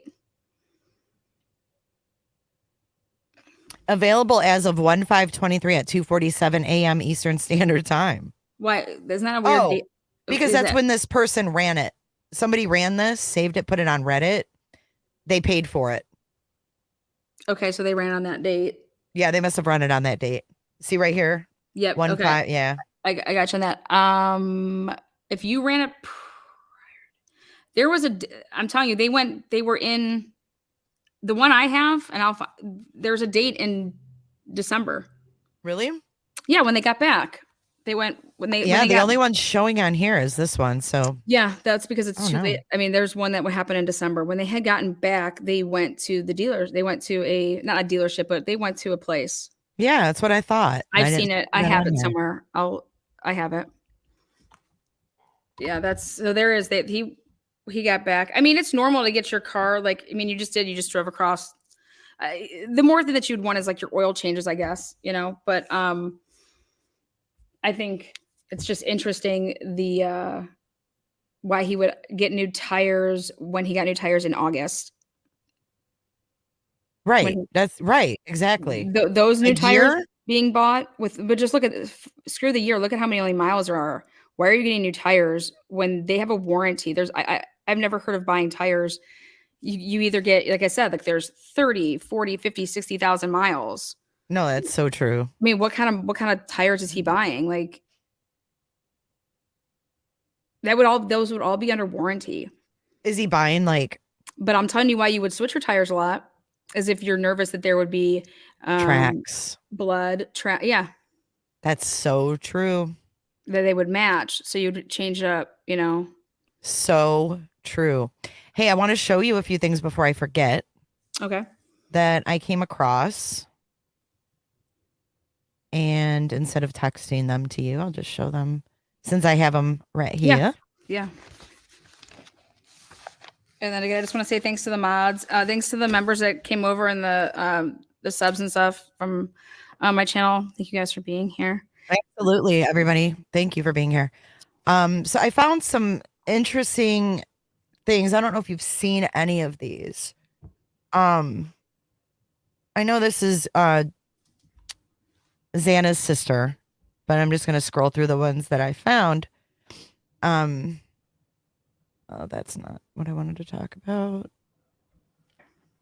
So, oh God, I found all kinds of weird stuff going on in Spokane.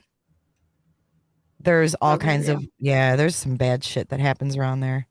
So here is BF and Whitman District Court. We have 10/10 of 2022, but I can't get any information. Like, it doesn't tell me what that is for.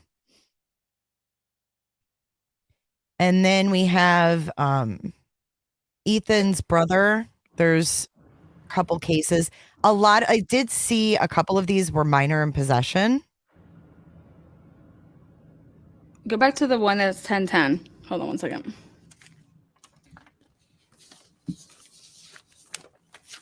Oh, are you going to write down the case number? It's 2A. I just wanted the date though too. Yeah, write down because we can Freedom of Information Act request this. So case number 2A 0604814, and it's 10/10/2022. Yeah, okay. So but when we're talking about Whitman District Court, think about what's there. I don't know. What is there? Well, why isn't it in oh, because they were probably in they were obviously in Washington, so this could have happened at WSU. I was just leading you there. So thank you, Sabrina. Yeah. Oh, absolutely, absolutely. Okay. So here is King District Court, Mount Vernon Municipal Court, Benton, and then we have another Whitman for Maddie, 10/29 of 2020. And then another one for Maddie in Spokane, 3/15 of 2019.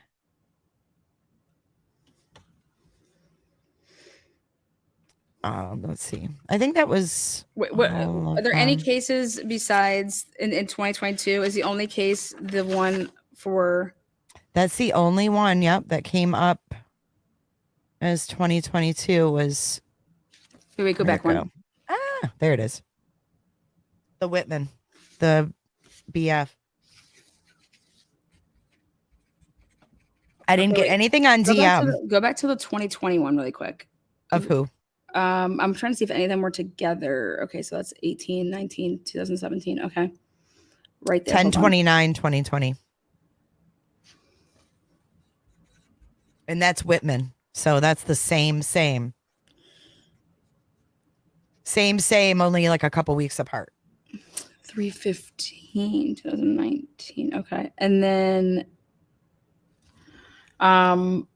what was the one right by Christmas? It was 12 Right there, 1220. Because that's that's 2017. I mean, that's interesting. I wonder if it's and these the other people. What's that? What did you say? 1220. I'm saying Benton District. What did you ever look that up to see what area that's in? I did not. I just I went on the Idaho site, and it's just like curious. it's one site and everything comes up, but you can't click on this. So I don't have date of birth or anything like that. So I saved these because I was like, they can always be requested, and then we can get more information. Benton County, Washington District Court. Benton County District Court handles all matters involving traffic, non-traffic, and parking infractions. That's in Washington. So it could be something like that, like a speeding ticket or something. What about Mount Vernon and King? Well, these are two different people. One says Hunter Egan. The other one says Hunter Gearhart. So there's two different middle names. Okay, those are two different people. Go back to the Grace one. Go back right there. Hold on. I don't think that Mark Furman is investigating. I think he's just giving his opinion as a retired detective on media. I haven't seen him walking around the crime scene.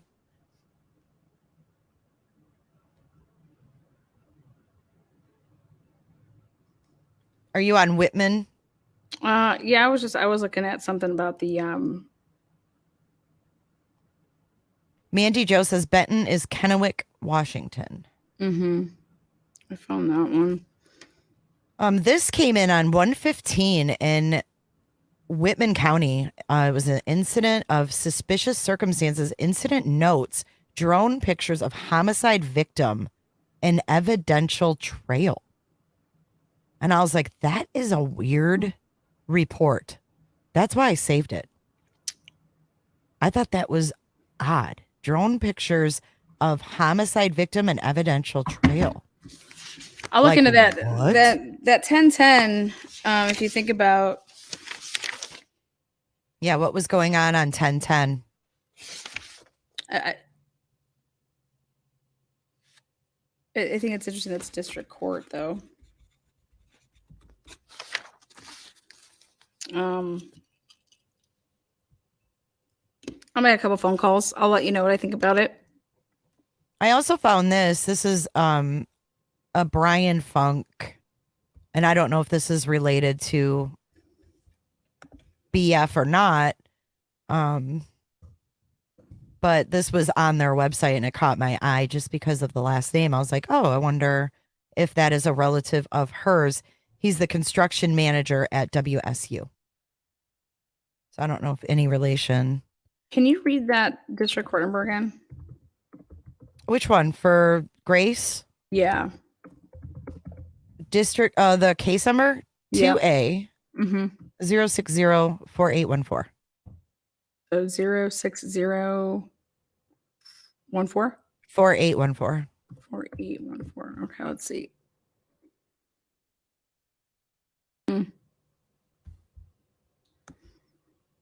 When do you recall when you got that? You're not going to find it on the county site. You have to go to Idaho courts. Okay. It's all messed up. So I did the same thing. I went to their district court and you can't get records. So I'm going to see if I'm looking at the but if you go to Whitman District Court, attorney. you can put in a request with this case number and ask for, the records that go along with that. Perfect. You can't see any documents. Like that little I is not clickable. I don't know why it's even there. And that would be just so everybody cover knows that's a month before the murders. You know what I'm saying? Yes. This one here, 1010 is a month before the murders. And this is Whitman County, which is where WSU sits. Yeah. So that would be an interesting record to request. I'll get on that. Just throwing that out there. Well, I'm gonna wrap up here. I'm gonna be on later. pop on over. I'm having Scott Roeder on from the evidence room, that did the Oscar Pedroia's case. And I mean, he's Awesome. done a What shit time? ton of cases. 8:30 Eastern Standard Time. 7:30. All right, you guys. I know Central. that the mods have been putting your link up in the chat. Yeah. So sub over there if you're not already, and check it out for some more deep Pop on, dives. bring some good questions. We're talking about the sheath. We're talking about the crime scene and what type of questions, because he does like expert witness, so like he could testify for the defense in the situation or the prosecution. He's done, his resume's sick, so he's one of the awesome. best. But we're going to talk about what you would expect to see, and if you saw it this way, what would that lead you? You know what I mean? So no softball questions. We're going hard. So it'll be fun. Thank you so much. Thanks, Ultra Dark. Thank you for all your support. Don't go anywhere yet, you guys. Yes, I got one more update. I was gonna go live at 3. I'm like, I'll just do my update now at the end of this one. So stick around. We got one more update for you guys. Yeah, stay Thanks here. so much, Lana. It was great. Yeah, good catching up. Yeah, for sure. Thank you for your mods. Thank you for having me, Jay. I'm sure that they had their hands full, but I think everything was just fine. You know what? Haters love you just as much.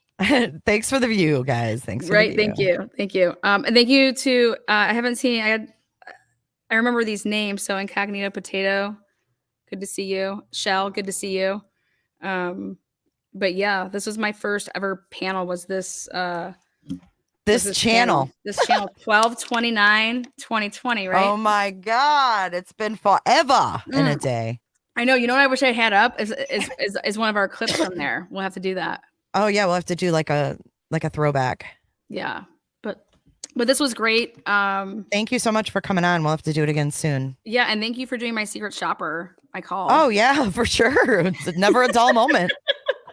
They're gonna be like, "Did you see what Lana and Jay did today? They called some like dude." Oh and my were God, like, they're "Oh my God, harassing this they're harassing dude. This guy. It's gonna be all over tonight. It'll It's give like- it'll give the non-content creators content.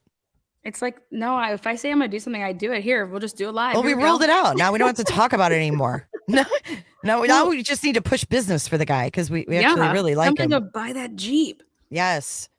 All right, Only you guys- 70-some thousand miles, man. That's a good That's deal. actually not bad for a 99. No, it's a really good deal. Jeeps hold their value. Yeah, So way less. hit up Mr. Funk.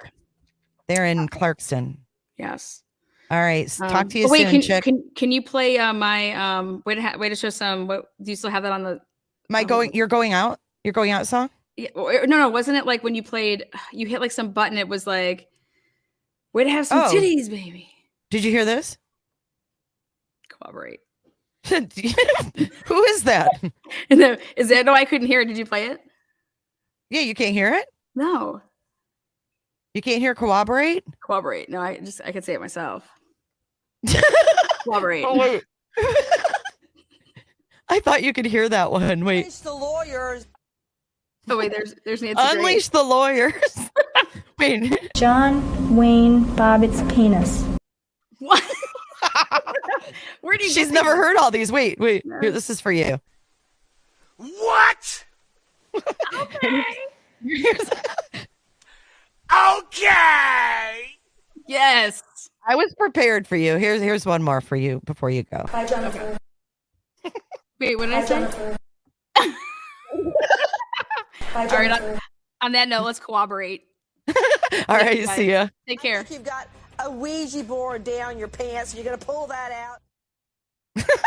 All right. I've got one more thing up my sleeve for you guys that have stuck around.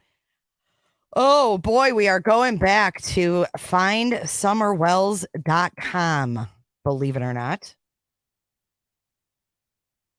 Believe it or not. And don't say or not, because this is what we're doing. So let me get this up for you. I wasn't sure if I was going to do this, but we will go ahead and get this out of the way. Because I don't know if you guys have seen this.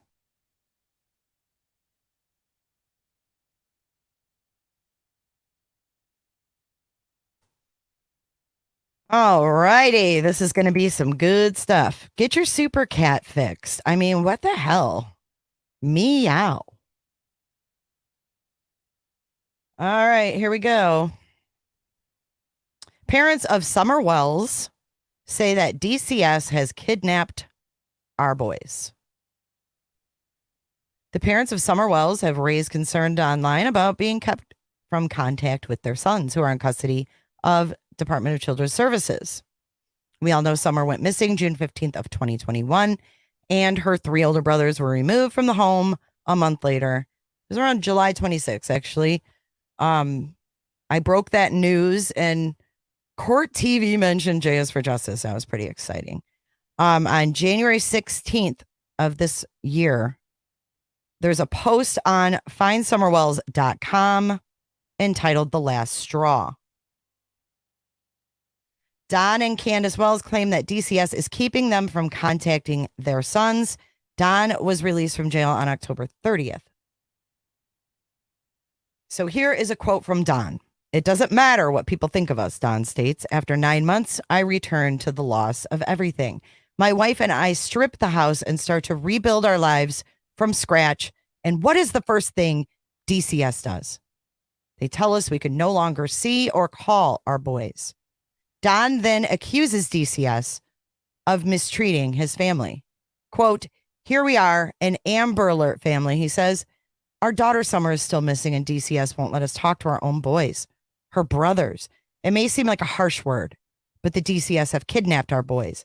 If they treat us, American citizens, the way they are concerning our boys. This way, concerning our boys, no communication? Then what chance do we have of ever seeing Summer again if she is found? That sounds just like Donald Wells, doesn't it? In the post, Don mentions recent articles about DCS and talks about the state of the DCS system. He also talks about how others should be outraged as well. This broken system cash cow must have, we ask, everyone who loves Summer Moon Utah Wells to cry out as her voice in a demonstration to the state of Tennessee that this is wrong, beyond wrong, what they are doing to children and their families. Don is so articulate. He must have learned all this literature and language and grammar skills in the clinker.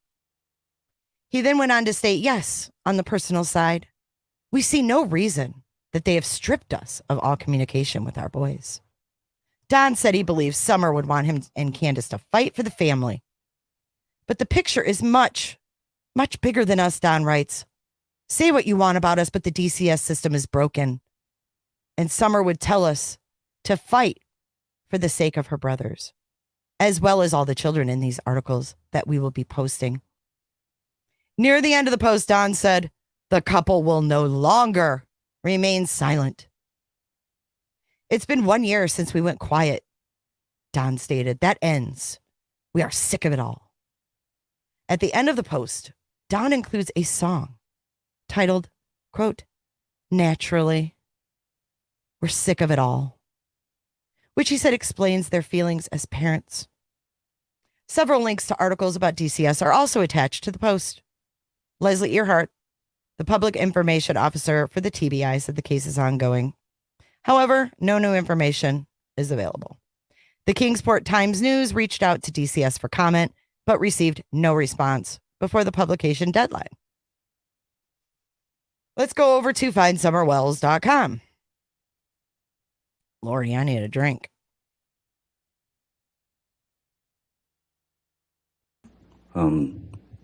Sure. Okay. Let's go to the blog.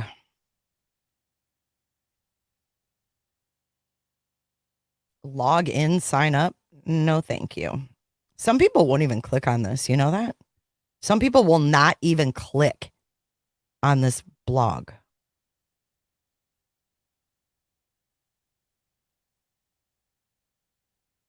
Here it is. The last straw. 4 days ago.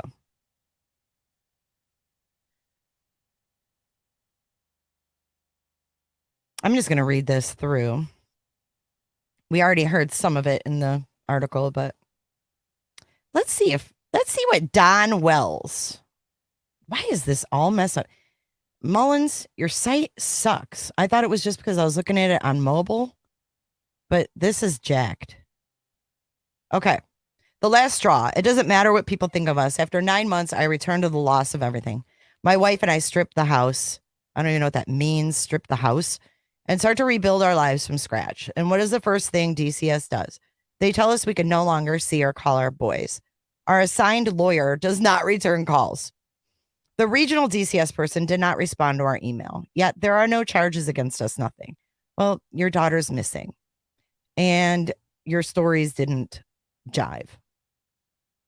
Then we begin reading recent articles of a statewide disgust of Tennessee DCS.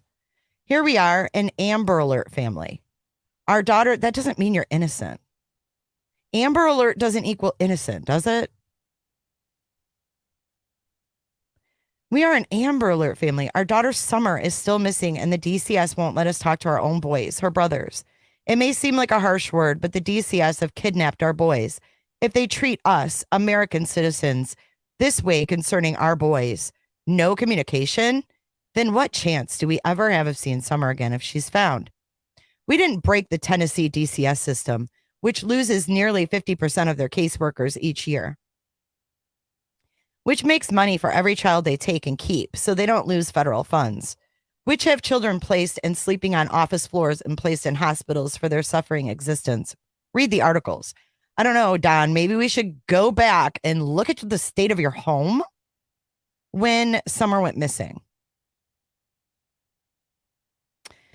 And this is the system that is supposedly caring for American citizens' children. How well we now understand. So to me, this is nothing short of a big, huge deflection by Tim Mullins.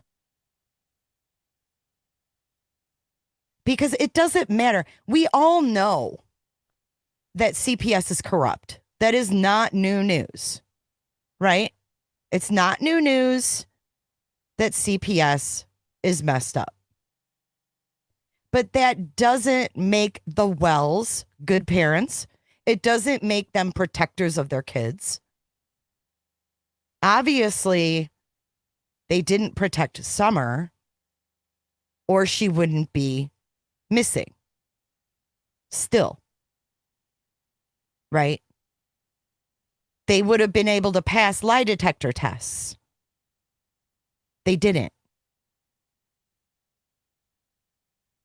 So this deflection means nothing about the Wells. It doesn't change who the Wells are. It doesn't change the lack of parenting. It doesn't change the fact that there was no food in the house. And they were filthy. And Lisa, not to even mention that, her past with her previous children. So they can yell and scream that CPS is corrupt all they want, or Tim Mullen. This sounds just like his rant about the highway infrastructure in and out of Kingsport. Weird. Like, who goes and attends a meeting, a state meeting, to talk about that? And then now he's deflecting from the fact that the Wells lost track of their kid? The devil is dancing tonight. Sketch. This broken system cash cow, which is okay. Cash cow. Cash cow. When have you ever heard of Department of Children and Families making tons of money and getting tons of grants? They are underfunded and overworked, just like any other public system. Underfunded, overworked. But nice try, Mullins. These nuts. We ask everyone who loves Summer Moon Utah Wells, and how dare they use her name, to cry out as her voice. Why is that capitalized? Her voice. in demonstration to the state of Tennessee that this is wrong, beyond wrong, what they are doing to children and their families. Yes, on the personal side, we see no reason. We see no reason they have stripped us of all communication with our boys. Is this how you treat Amber Alert families or any family that is not American? But the bigger picture, you know what is not American? Needing the state government to police your parenting because you're that bad of a parent. Like, you are that shitty of a parent that you need the state policing you. Come on. We know there's corruption. We know that. Everybody knows that. But corruption in CPS is not what was the demise of this beautiful 5-year-old little girl.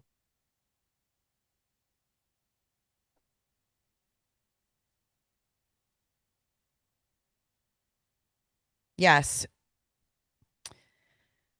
But the picture is much bigger than us. Say what you want about us, but the DCS system is broken, and Summer would tell us to fight for the sake of her brothers, as well as all the children in these articles that we will be posting. Help us with the great loss of Summer, who has deeply touched hearts worldwide. To let her voice again, capitalized. Why is Mullen capitalizing this when it's Summer's voice? Like, we see that in the Bible, that God, him, him, he. Why is he he's so freaking strange. To speak loudly to news media, social media, the Tennessee government against a system that is pushing children into a prison lifestyle, as stated in one article. These are pretty bold statements. And you know what the funny thing is, and it's really not funny, is that he's making these bold statements in the name of Donald and Candace Wells. So, yeah, good luck ever getting anywhere with this system, because Donald and Candace, you just let Mullins seal your deal.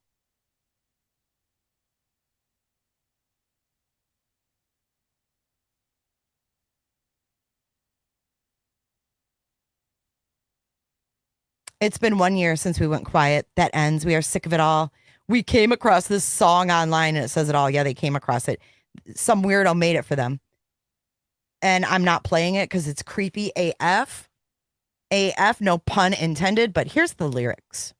What made you believe you had the right to use me in your games? You've played with my mind. I wonder why you build us up to tear us down. I wonder what you tell yourself. We're living in a broken world where money rules the throne. I don't want to feel helpless anymore. No. From now on, we'll take a stand because naturally we're sick of it all.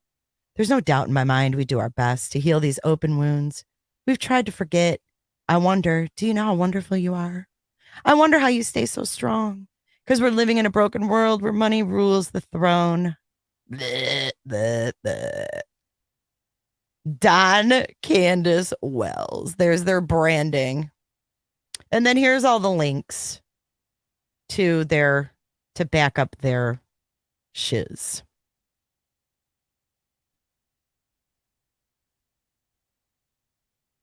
And they have a little girl that has makeup on. Not sure, like lipstick, like what the?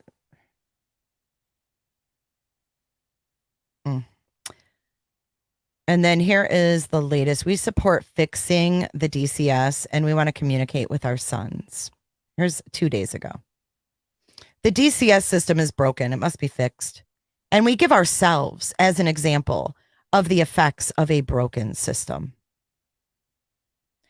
These are the types of articles we are seeing throughout Tennessee that have truly discouraged us, making us go public.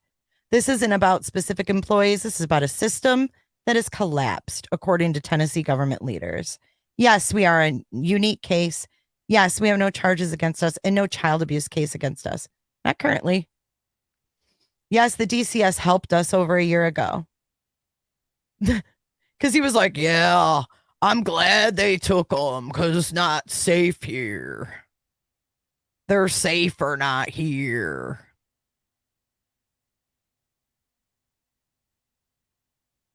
Exactly, Potato. Exactly. Yes, the DCS helped us a year ago, but suddenly we were stopped from even phone calling our boys, and talk with them. Our whole family has suffered deeply from the loss of our daughter and sister, Summer Moon Utah Wells. But now the DCS system that was helping us with our boys turns out to be a shambled system who makes us feel like our boys have now been kidnapped. No, they haven't been kidnapped, Donnie. They're not kidnapped. They were taken into protective custody. They weren't kidnapped. And as a matter of fact, when they were taken into custody, protective custody, you were happy, Don. You were like, yeah, it's a good thing. There's people coming around here at night, psychics, all that shit. He was happy. Put it that way. Then it's in bold. Does DCS even know how to handle Amber Alert families? And then they got more articles. Oh, here, they might have merch. You got a signature here. We've got an official signature. We need sound bites while you're reading this. Oh my God, for real. I mean, don't you guys think that at this point their boys are going to be adopted into another family? They're not even talking to them. Don't you think that's probably maybe already happened?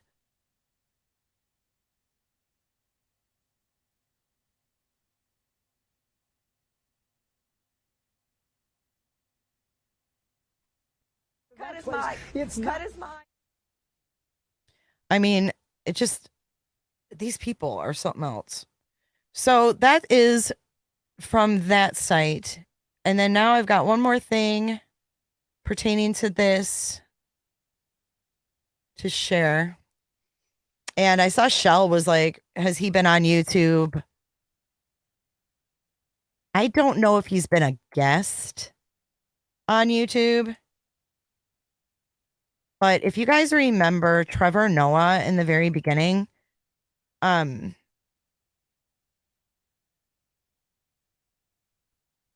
on one second. Let me find I got to get to the right spot here.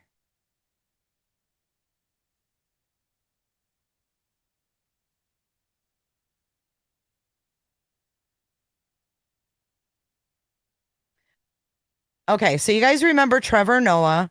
Trevor Noah was helping with Summer Wells and stuff, and I don't really remember his exact how he got involved, but he had a friend, I think, that passed away, and he had started a foundation for her. I don't know if you guys remember that, but this is Trevor right here holding the flyer.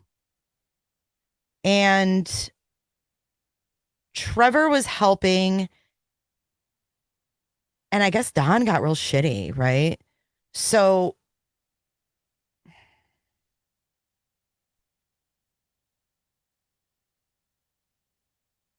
actually, Lip Locked had him on her channel for an hour and a half, it looks like.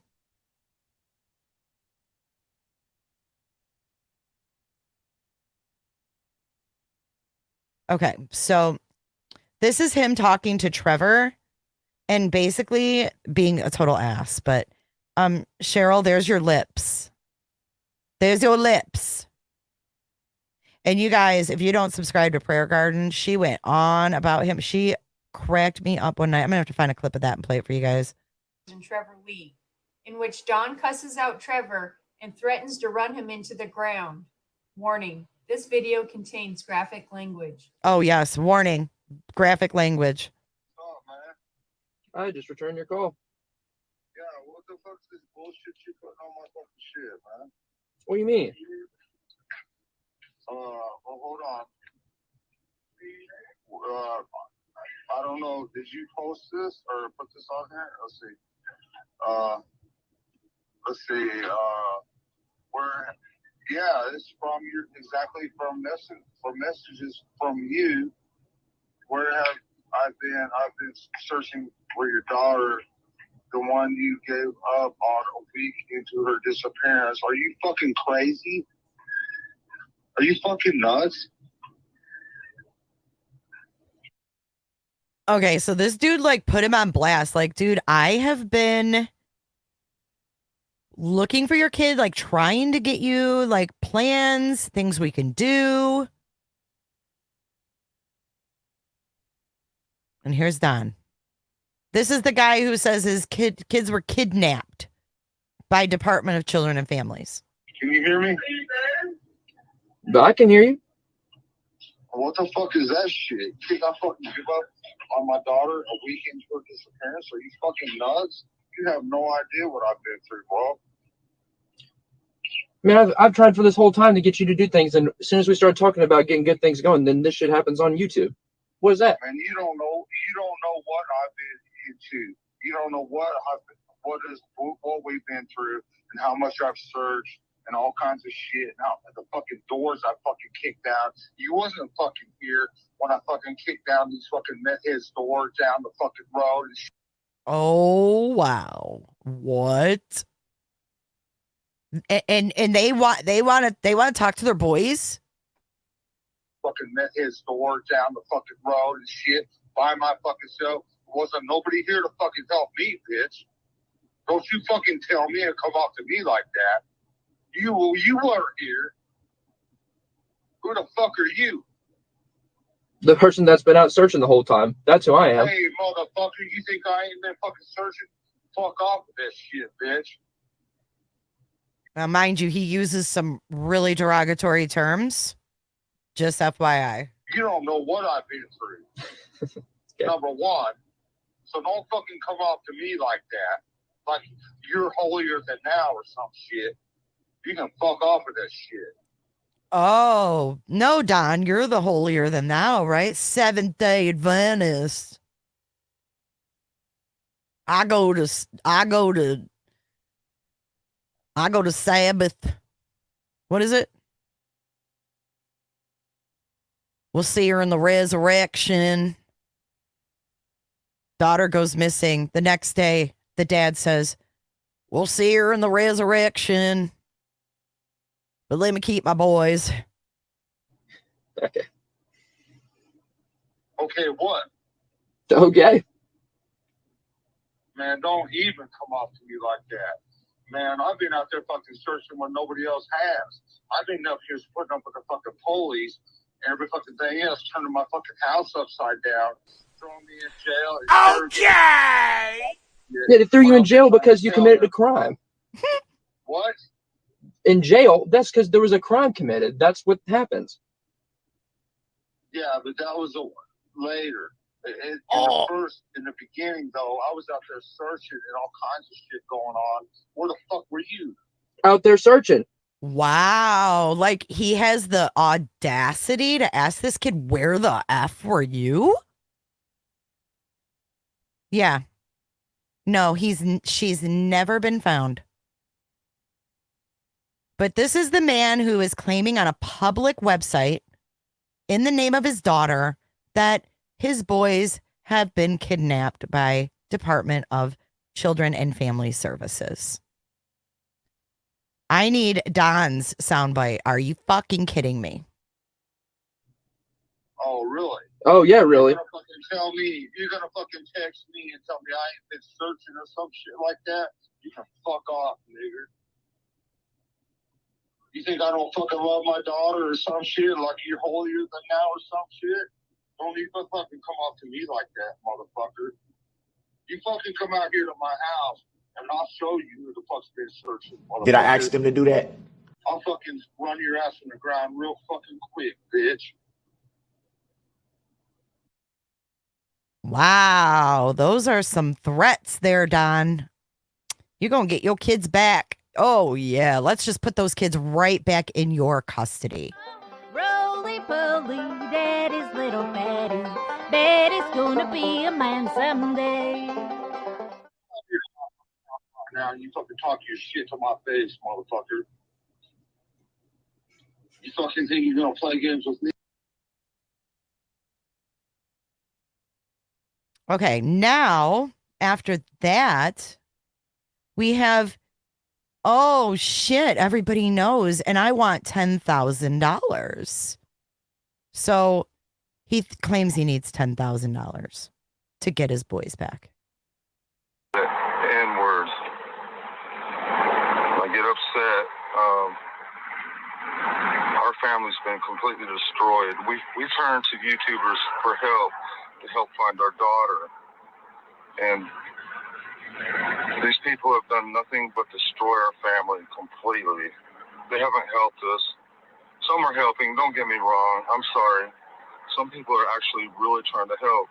But there's a lot of people out there trying to destroy us completely on false accusations and all these things. But I apologize. I shouldn't have lost my cool. I don't mean to cuss.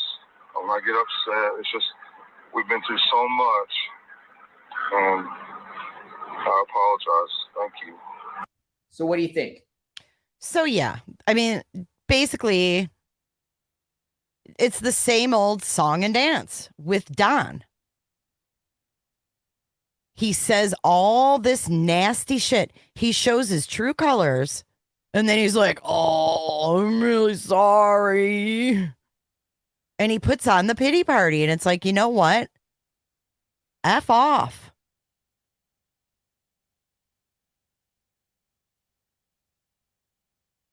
Right on, Mike Sanner. Oh, we turned it. None of them helped. Oh, I'm sorry. Oh. Like, shut up already. He's... Mm-mm.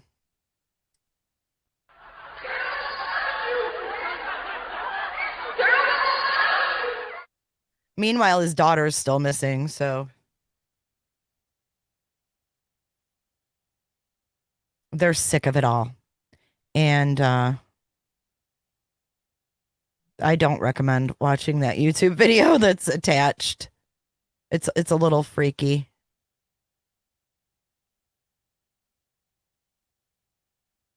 It is a little freaky. Okay, I think that's it for today.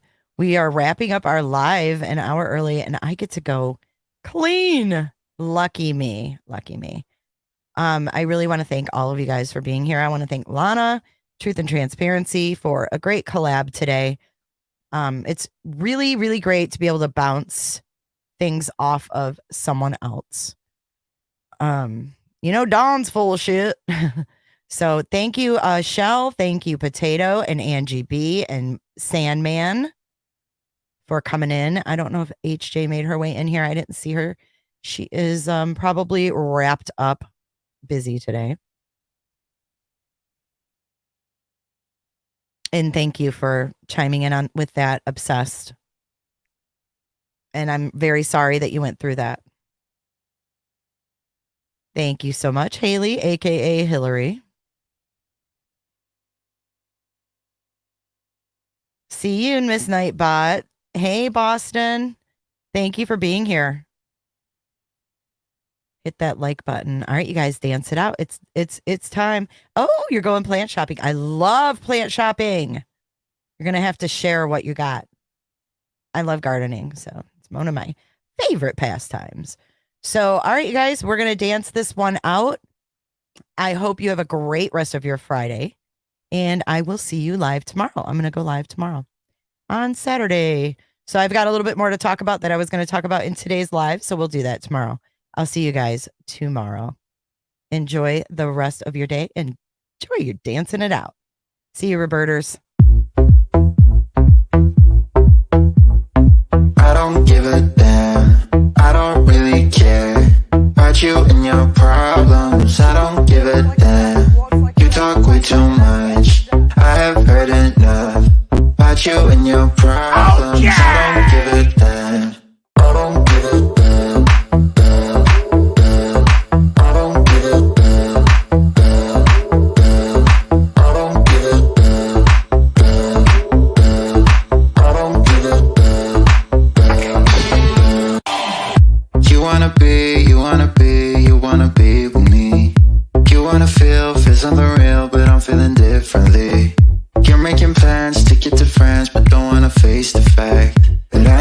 time, I ain't got time, I ain't got time for that.